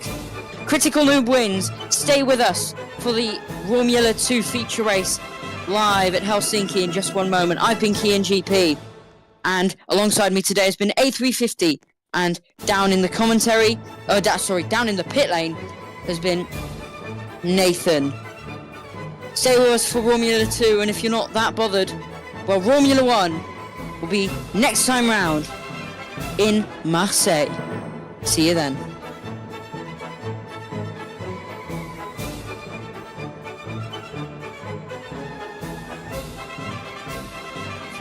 And now, hopefully, an incredible race, the Spanish Grand Prix at Sweet Home Ventosa Park. Had one blockbuster hit. Let's see if we can get another. Lights on. It's Sweet Home Ventosa. But what the hell? Oh my goodness. And Algard leads, and Critical Noob they both had a brilliant start there, and there's a massive gap. There was confusion with the start lights, but now it's Algard who just manages to lead in front of Critical Noob, who sends it on the inside into 3 and 4. It's chaos in the back as he accelerates, couldn't get off well. It was very confusing with the lights, I'm going to be honest. But it's Algard who managed to guess it right. He had a good start, but Critical Noob said, I can do one better. Not better enough to take the lead, but it's good enough to just stick with him. Maybe he can wrap one round the outside and then dart to the inside. It's Algard who got the better exit there, and they're side by side. It's soft v medium, and just like we saw in Helsinki, anything can happen. And on the inside is Critical Noob. It's a big moment and a big lunge from Critical Noob as he goes deep, and there's still Sai on Sai. Unbelievable battling here, but Critical Noob darts ahead, inches ahead. And I think the Meme Racing driver will lead. It's G-Force v Meme Racing, Algard v Critical Noob. They fought in Marrakesh last season, and they're going to fight here in Ventosa. Lap 1 done, lap 2 begins here in Ventosa. And what a battle as Critical Noob goes side by side and inches ahead and gets him. Does him one. And on the outside into turn 1, leads in Ventosa. But here's Algard on the softs, managing to sweep round Critical Noob. And those softs are coming alive. And now, I guess it's obvious that he's got the faster pace. But Critical Noob, he has the DRS. And he has a straight line speed on that Meme Racing car. And he now has the lead once again here at Ventosa. He says, if you can beat me in the corners, I can beat you in the straights. And now Critical Noob is leading, but not for long, because look at the exit. A powerful exit that he gets. And you can see the Moroccan flags in the stands all waving for him. All the crowd screaming for him to be at the top of the standings once again. So is G-Force, and he wraps around Critical Noob and takes that lead. Side by side, Critical Noob is still there, nearly hits the wall. But a switch back, will it work? No, he goes deep, and it's Algard who leads once again. Yes, they are by a couple of tenths of a second. Although we're only on lap 5 of 32, and from what I can see on my data screen, I don't think these softs are going to last much longer. I can see them lasting up to about lap 9 before the crossover happens and the mediums become the better tire. Oh, motor's in the wall. Whoa. That's a big moment. Oh. He's in the wall. Stuck on the he's stuck on the sausage curb. He will, in my opinion, he will activate. And he starts going, oh my god! And over the sausage curb, he just went wide there. Over the sausage curb. And he went rodeo. But the problem is, there's a red light at the end of the pit lane, so those who have stopped can't get out. Everybody who's pitting is now stuck. it's green. And the green light, is train pig! Green now, but they got stuck. They can't. They've lost a lot of time. They won't be happy about that, and neither will their teams. Fernand's off. Fernand is off, and that's a big mistake. For the Costa Rican who won in Helsinki, who has the championship lead, and who now has been bumped down even more. He was in 14th, but now he's gone off.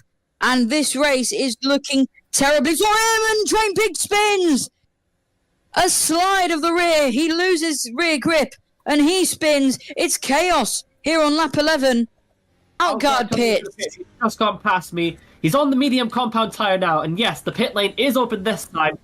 That's gonna trigger. Epic pit Lex stop pits as coming down well. the pit lane. On the mediums. So can Critical Noob, who might just eke out the gap he's already got, and a rear slide and up onto the sausage curve. It's Train Pig, and that's a massive moment. And that's another moment where he's lost a lot of time. He spun, he lost the position to James, and now he's lost a good second or two. Mediums, To the rear, but manages to save it, but then goes deep. And goes onto the sausage curbs. Critical Noob in the pit. That's big. Spingen, down to you. Tell us. Yep, I'm with Critical Noob right now. He stopped at the meme racing garage. He's plopped on another set of mediums, so he's going for a two-stop. He's going for a two-stop race today. It's gonna be interesting to see what he's gonna do in the remaining stint to the two stints. ASM's in as well. DRS wide open, and the battle could be on very, very soon. Halfway through this race now, 16 laps in. Let's have another 16. And this time, we're going to battle it out just like we did 16 laps ago. He's at the back of Outguard now, and this battle could heat up very soon. We saw... Oh! And Outguard makes contact with the sausage curb, loses to the rear for a moment, saves it, does it again just now as well. And that is a terrible, terrible mistake for the German to make. He's hit that sausage curb a few times today, but he won't. He'll live to fight another day, but he'll have to catch back up to Outguard. I think Outguard, they're side by side. Oh no! Outguard was in the way, but Critical Noob is side by side with Outguard on fresher tyres. Surely he could take the lead here. Outguard probably made a mistake, because now Critical Noob is right behind him, right side by side with him, and the Artemis driver just gets to watch from behind as the driver in his sister team is fighting for a victory. Still side by side. Critical Noob onto the grass, using all the track he can. And ladies and gentlemen, he's leading. Outguard from the pit. Outguard's in. Outguard's just come in. He's running on the mediums at the moment. Let's see what he changes onto. He's gone onto the soft compound tires. This will be his second stint on the softs. Oh, Critical Noob's just spun. Oh dear. Oh my goodness, race leader has spun round. Outguard is gaining so much time. Outguard's gaining so much time now that he could very well win this one. He could very well catch up to Critical Noob, and he's feeling the pressure. He's on the mediums now. Let's see what tires he changes onto. Probably soft. He's going onto these soft compound tires. He's gonna go for his Outguard charge in this final stint. Cross the line is Outguard. And I think Outguard, I just saw Critical Noob on the side of your screen. You can just see him. You could just see him top left of the screen. He was just coming out. And Outguard screams ahead, flies ahead. He was 1.2 seconds faster on the last lap alone. Critical Noob's last lap, 1:27.079. Oh, he's gaining. Critical Noob, 173 kilometers. Oh, here he comes! Outguard just went wide there, and we're on board with Critical Noob. As on the inside, and now the battle for the lead is going on. 3 laps remain, and maybe Critical Noob can push ahead. Maybe he's just got the drive, he's got the tires, he's got the speed, and maybe he could take the lead here in Ventosa. He's done it. Critical Noob's in the lead. Fantastic. And with laps to spare as well, and G-Force are in despair because Critical Noob has pushed his way through and has found his way through. And here at Ventosa, he might have not won in Helsinki, but he'll win here. Let's go around one more time, the final lap of the Spanish Grand Prix here in Ventosa. He was pushing so hard in qualifying, hit those sausage curbs. This time he doesn't need to. He had a disappointing day in Helsinki, but this time he's got a win in Ventosa. The Critical Noob wins the Spanish Grand Prix. And that was a brilliant way to do it. Critical Noob wins a brilliant race here at Ventosa Park.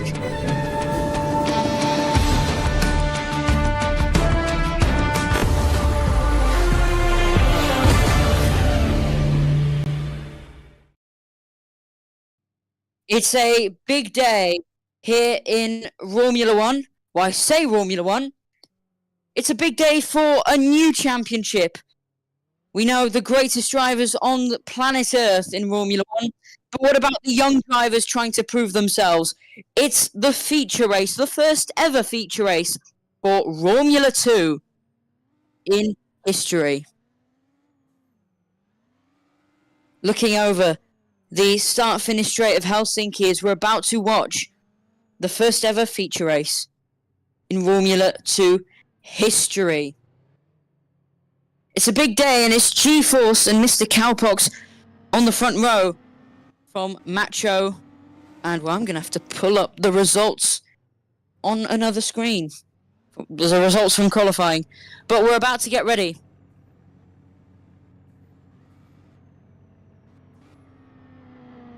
The drivers are lined up. Well, most of the drivers are lined up.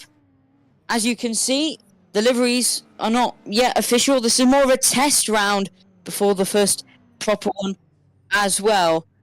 But we will keep you up to date, even in our own struggles, on who is who and who is where. Qualifying for Formula 2, and it was G-Force on pole from Mr. Cowpox.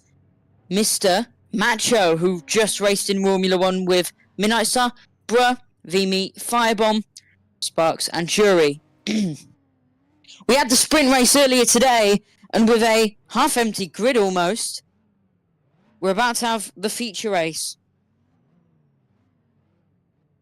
Just waiting for the lights to go on and the lights to then go out. I'm Keen GP. Alongside me is Nathan, who's also going to be doing some of the camera work.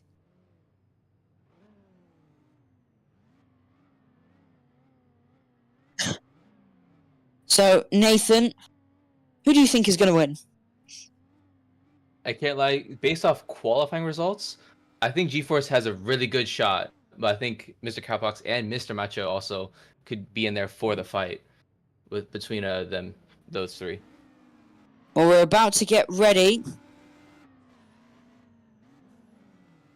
And the first ever feature race in Romula 2 is about to get started. It's history. The young drivers, the young talented drivers trying to prove their worth, trying to get up to the biggest league in Roblox racing. But will they do it? Well, we'll find out at the end of the season. Who will be crowned champion? It's history. Here in not only Romula 1 and not only Romula 2 in Roblox racing. For the first time ever, it's a feature race. For the first time ever, we're going to go racing proper in Romula 2.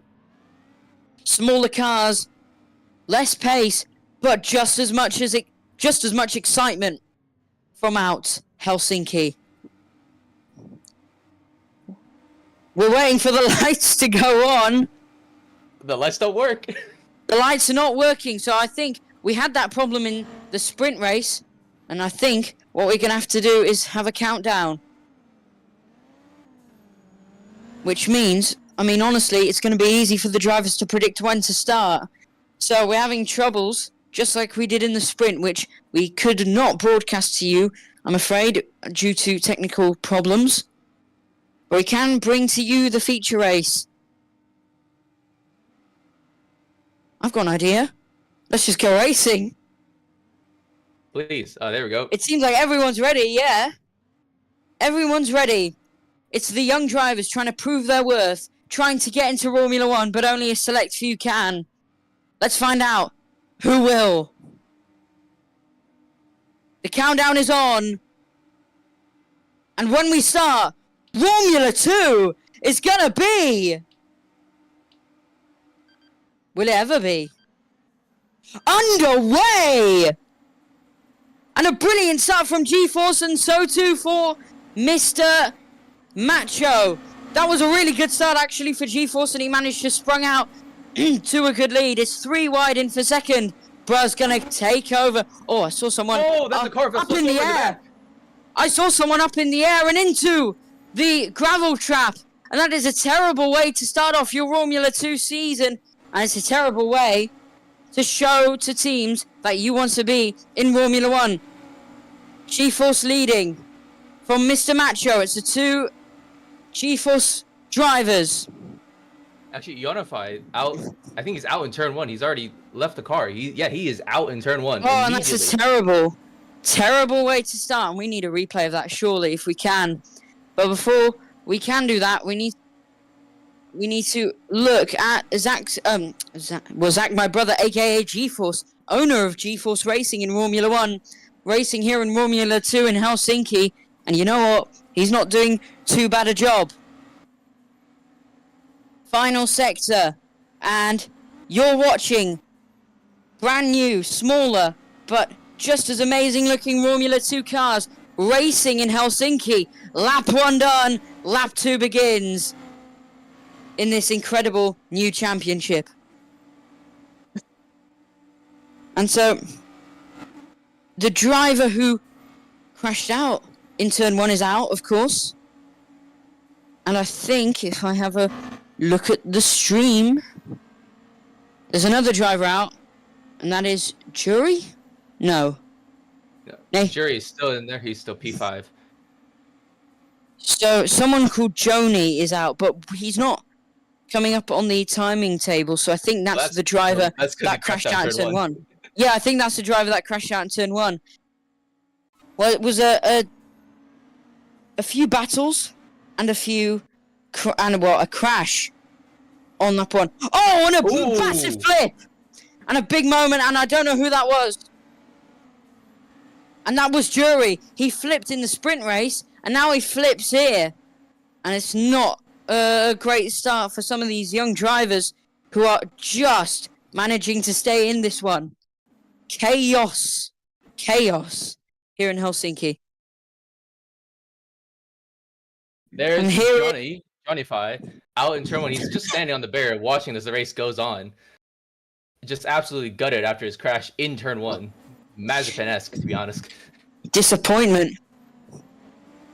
Oh, and off goes another driver. We remember, because of the no liveries thing, we can't really tell who's who. But, well, of course our lovely producer can. Which is why he's so lovely. But, back to the racing, yeah. I mean, that was lap 3 of 18 now, right? Or is it 16? 18 laps. 18. I must say, the leaders are having a great battle here. Both G-Forces, Mr. Cowbox and G-Force. Oh, yeah, 8 tenths between the two. Only a few tenths, and it's a send from Mr. Macho? Is that? Oh, no, sorry, Mr. Cowpox. Sorry, Mr. Cowpox. Macho is down in 4th.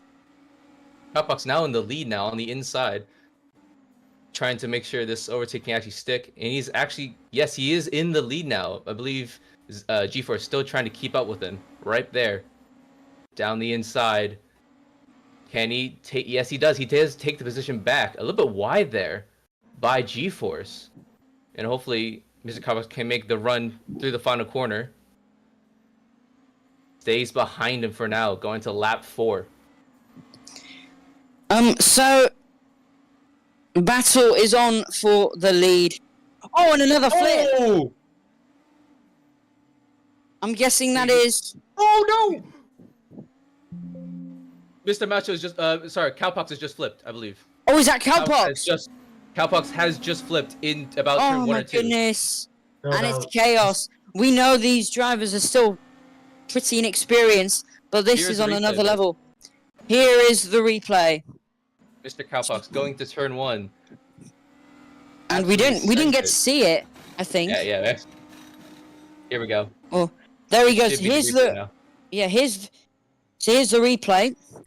Mr. Cowpox in a brilliant battle with teammate and team owner, and we didn't really get to see it, but I'm presuming he hit the inside sausage curb. Back to the racing action. And this is Romula 1. This is a Romula 1 at Helsinki, not Romula 2. Lap 4 of 18. Now, I have to go in a few minutes' time, but for the highlights video, can someone, whether it's Nathan or someone else, take a good picture of the Romula 2 cars, please? I'll be pretty busy, so maybe I mean, do it like now. I'll commentate, and if you do it now, if you're in the game, that'd be really handy for me.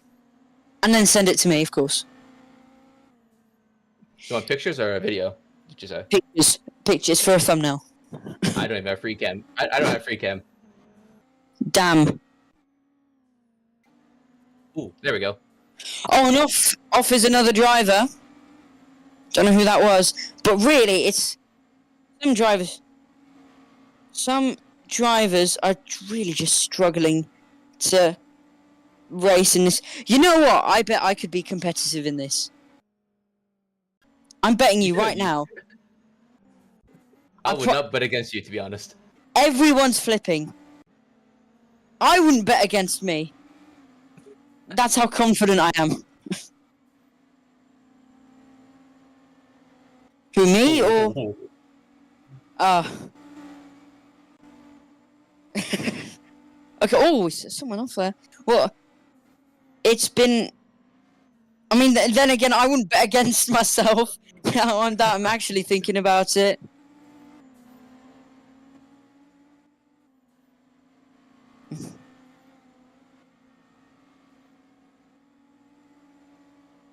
Okay. We're on lap 6 now of 18. Not much going on right now. Gaps are big, and the driver's struggling. That's even bigger. Currently. That's Zach. Flipped over. Who's Zach that? has just flipped over. Oh, and that's a race leader. And the question is now, can Mr. Cowpox get ahead? I think. So. Yeah, I think Mr. Cowpox is the lead now. Yeah. The G-force swap Mr. Cowpox places. is in second, actually. He's actually still in second somehow, but he's right up him with the ibuprofen just a second behind Mr. Cowpox. Let's have a look on the replay of that incident. We're a third into the race, and we've seen so many flips already. Off goes Mr. Cowpox. Oh, no, sorry. Off goes G-force, and now Mr. Cowpox takes over at the front. And Mr. Cowpox leads here in Helsinki. Let's have a look at the YouTube replay, if we can. We don't have a replay.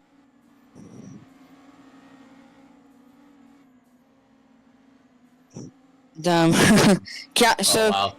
Casters, yeah, just forced a turn. I'm gonna look at the crash from the stream. Hello, guys. From the stream or from the screen? From the stream. From the screen. From the screen to the ring. No. Oh, hell no. No.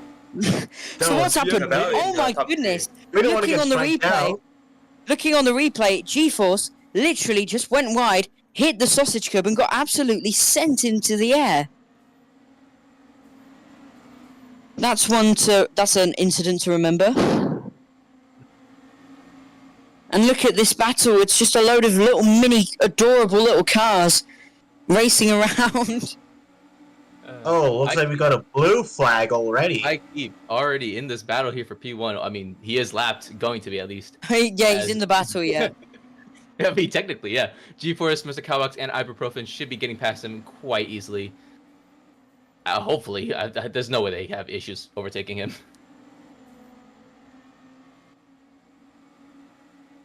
Well, it's been a very chaotic, less of the fighting, more of the just chaos. This race, it's been funny to watch. And also quite fun.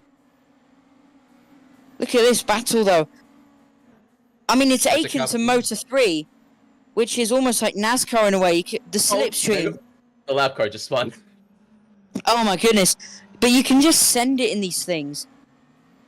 You can just like, and yeah, off goes the lapped car. I believe he had also just flipped over. I think I caught the end part of that, but he was flipping it back over. And G-Force has pitted. Race leader into the pits. He was the race leader. Guys, just so remember, we're 15 minutes into a race that should be 25. We're not even halfway through. Well, I guess that. Oh my days! That is a car that has just flipped in the background. I think it was another lap car. That might have been. I just got onto the back part of that. His car was 90 degrees. Oh, he's stuck. He's stuck on the sausage curb, I think. Oh no, he's fine.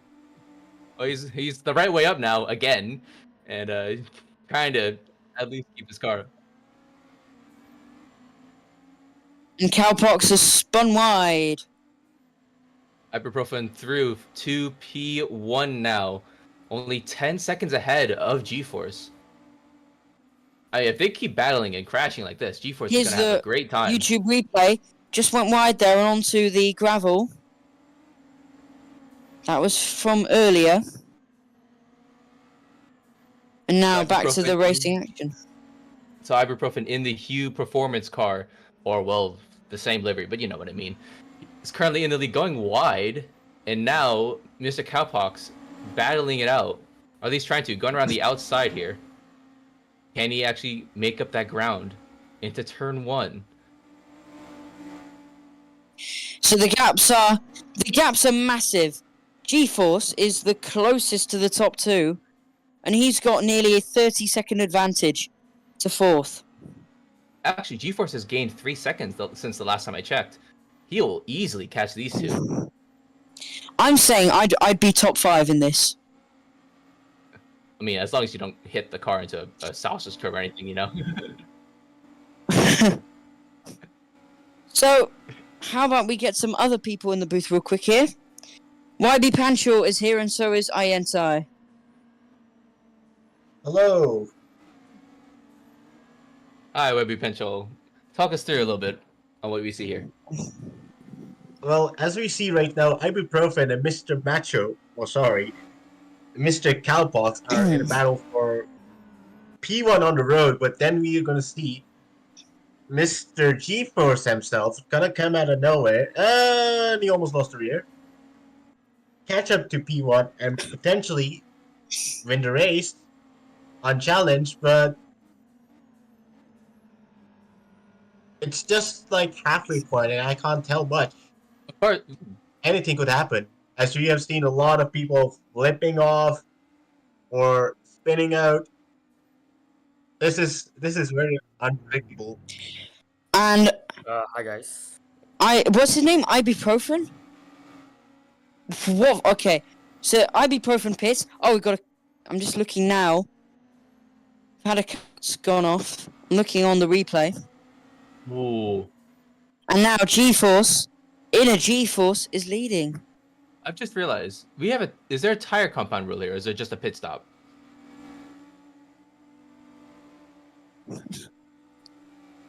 Because that is a rule I want to know. Because G-Force is on the soft compound.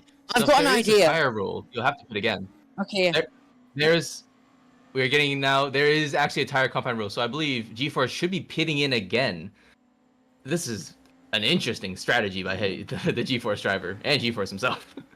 I've got an idea. How about instead of pit stops, because you know how we have tents. Why don't we do Formula E style, where you drive into the tent and then swap cars, just to make Formula 2 that bit more spicy. I don't hate that idea. And then one car will have softs, the other will have mediums. Oh shoot! Just put wets on one of them. That'd be fun to see. Can we try that? Can we try that, please? I mean, it sounds like an interesting idea, but I wonder how would the car will be. Will it be on mediums automatically? If that's the case, then it will be a very interesting race to see at the end. Mr. Cowpox, meanwhile, is pitted. I hope you guys are not bored. I mean, there's only 8 cars on the lead lap. We're fine. But Mr. Cowpox onto the medium compound. Yeah, I think Zach might go to the last lap and pit onto the mediums because the softs look like it's a way faster tire than the mediums right now. So I think it'll be interesting if G-Force pits on like lap 17 and then goes on 1 lap on mediums. Yeah, that's what I think. That is actually a real possibility we can see here for G-Force. Someone's gone off. Oh, wait. Oh. I just saw that in the background there. I don't think that was I don't think we have anyone on that. It probably was a lap car. Yeah, just went through the spectator and the lap car almost spun at the last corner. You know what? At this point, let me like, because these guys have all got practice. let me, after this, do a lap or two around the circuit in the car. I bet I could be on their pace. No. I How don't about think I'd we be on their also pace, but drive instead? I think I'd be used, to the car, and then with practice in Berlin, I'd be able to perform. Well, you need at least like a 123, which, I mean, good. I don't know if that's a good luck or have at it. I don't know. I don't know if that's gonna be difficult for you to achieve. Let's go through what's the fastest time we got. We got a 122.2. We can just round it up to 122.3. Then we apply the IRL rule of it's like 112% rule, right?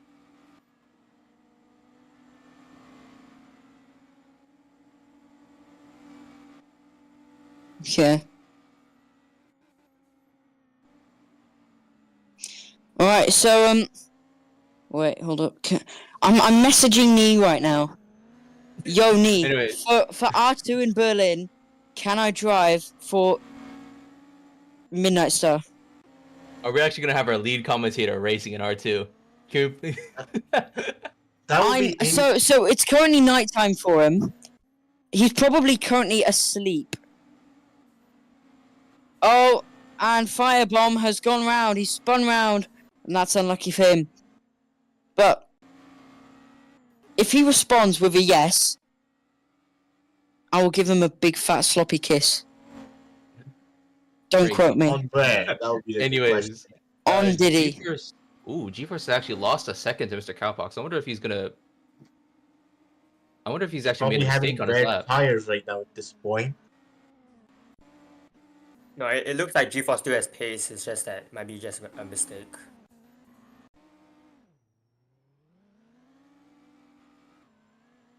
Oh, someone's. No way someone's upside down again. Not a surprise at this point. I mean, yeah. These are all still very inexperienced and young drivers. It's gonna happen. Just thank God it's not R1. Right now, G-Force, I think the best strat for him would be to pit. Maybe in 2 or 3 laps, 'cause right now. Ooh! Into the air. Oh, he's gone around. On a spin, and he's round. That's Sparks in the Cosmic, and he pits. He pits. He's probably going to that as well, but now with the alongside the spin, Oh, G-Force that's a pits. big moment. G-Force also sin. Finally, he's making his second pit stop. We're looking at the that's YouTube not replay. huge. Was that G-Force? G-Force goes on the mediums. That was Sparks. Oh, okay. G-Force now in the mediums. Lap 14 Sparks. of 18. 5 to go. So he's really just going for broke here. Yeah. But He's actually come out looking on- ahead of Mr. Cowpox.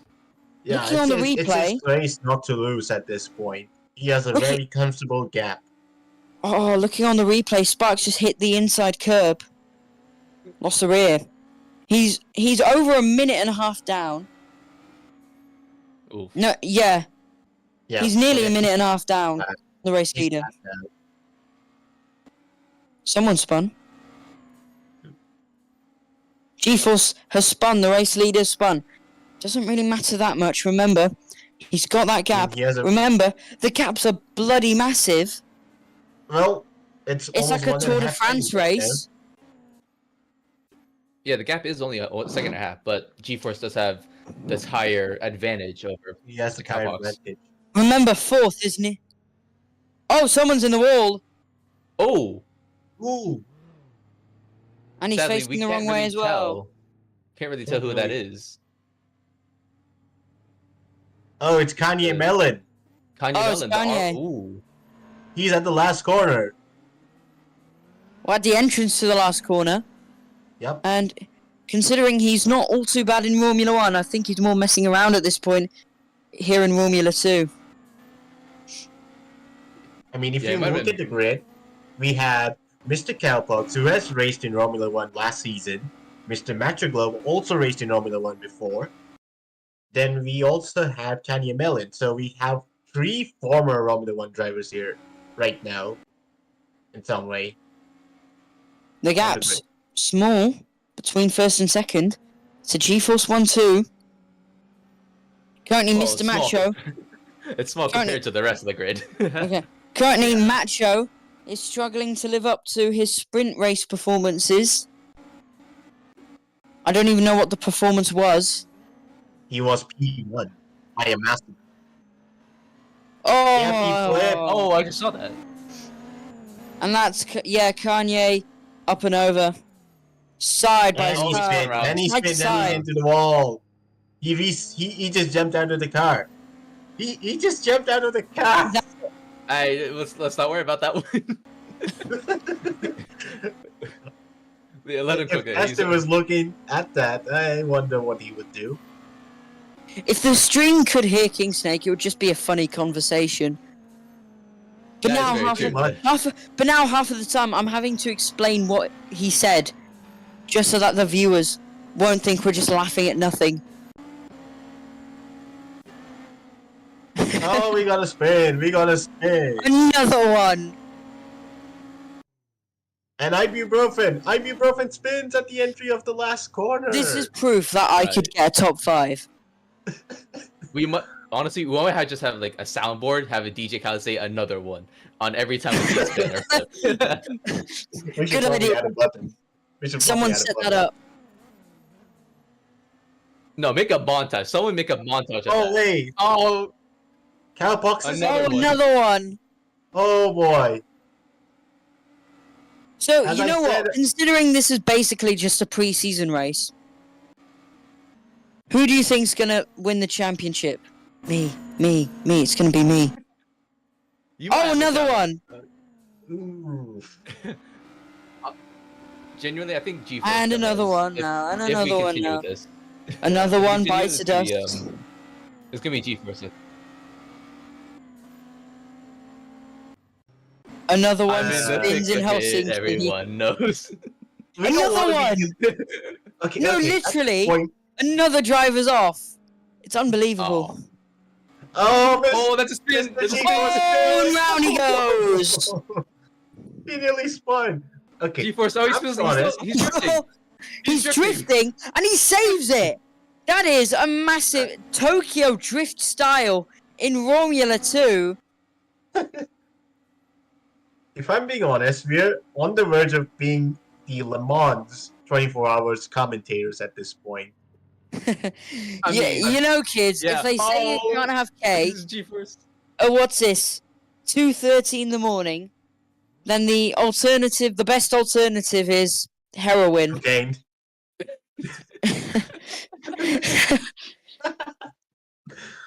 Oh my I will goodness.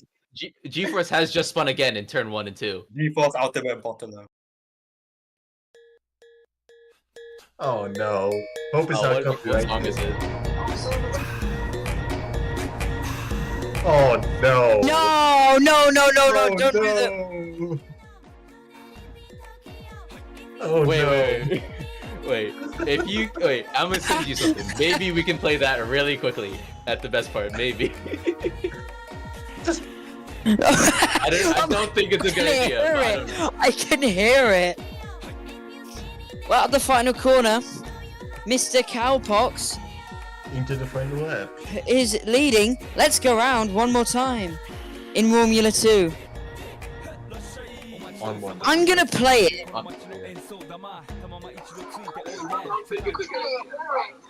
can hear it. We're at the final corner. I can hear. Okay. Anyways, let's go round one more time. The Romula 2 sprint race is finally getting over with. But although Mr. Cowpox is leading,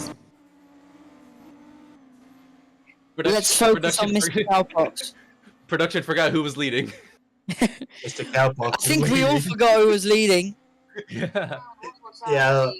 This is just a pre-season testing where everyone's driving carbon fiber only cars at this point. That's I can assume.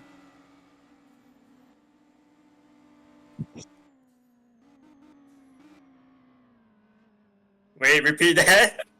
Alright, so how do you think? With GeForce bottling skills, it's quite not surprising. I mean, G-Force did have some bottoms because I think he was He- just trying to have some fun. Maybe he heard the Tokyo Drift and then decided, yeah, let's do it. He did have a massive drift there. That needs to be put into a short. But anyways, G-Force has bottled this race harder than his own YouTube channel. Whoa. Final sector now, Damn, and this that's time crazy. it's the final sector, and this time it's the other G-Force, Mr. Cowpox, who is leading, and it's history in Romula 2 because for the first time ever, Romula 2 has a winner. Mr. Cowpox wins the feature race in Helsinki and Did you forget the wins track? in Romula 2. Did you forget the track for just a moment? Yes, I did. Yeah. What? That is true. That is actually very true. Yeah. G-Force comes Although across the then line again- in backwards. Oh, I just moaned. It was G-Force's race not to lose initially. It was G-Force's race to bottle. It was Pretty G-Force's race to drift. It was everything. Yeah. Now he's across the line. Then again, I forgot where we were. But then again, in Ventosa when Critical won, I forgot who won. So and the Ventosa Grand Prix is won by Critical Noob. Wow. I'm so good. So that wraps up this amazing stream, which was professional and now is just a conversation with a load of drunk blokes. Anyways. Pretty much Le Mans 24 hours. Yep. I'm a minor. 2 a.m. So this is basically just Le Mans at 2 a.m. Thank you everybody for watching. Do we even go to interviews? Well, yeah, just go straight to podium, honestly. I don't think this race even deserved an interview. Yeah. Why did you just casually message me 2 hours and 40 minutes?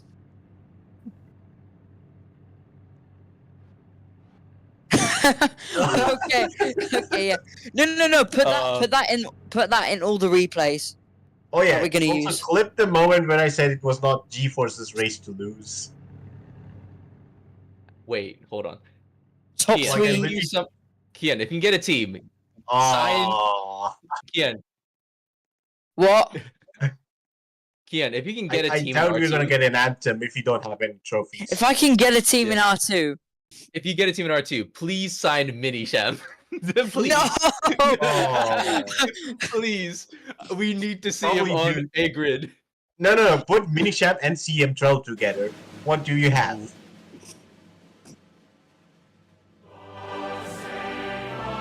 Oh no. Oh no.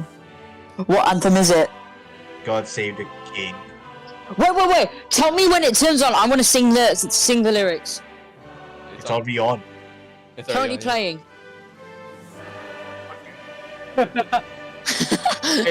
Karaoke night at 2 a.m. God save our gracious King. Wait, okay. No,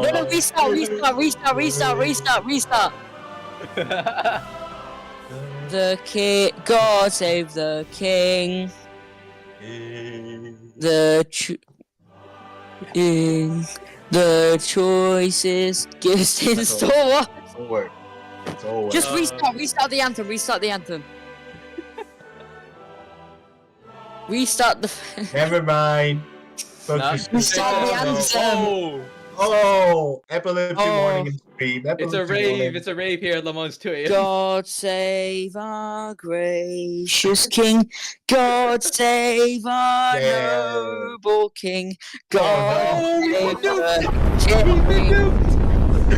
No. We've been hit by North Korea, boys.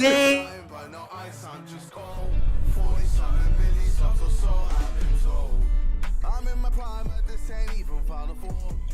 They know me down, but still my feet they find the floor. I went from living room straight out to sold out doors.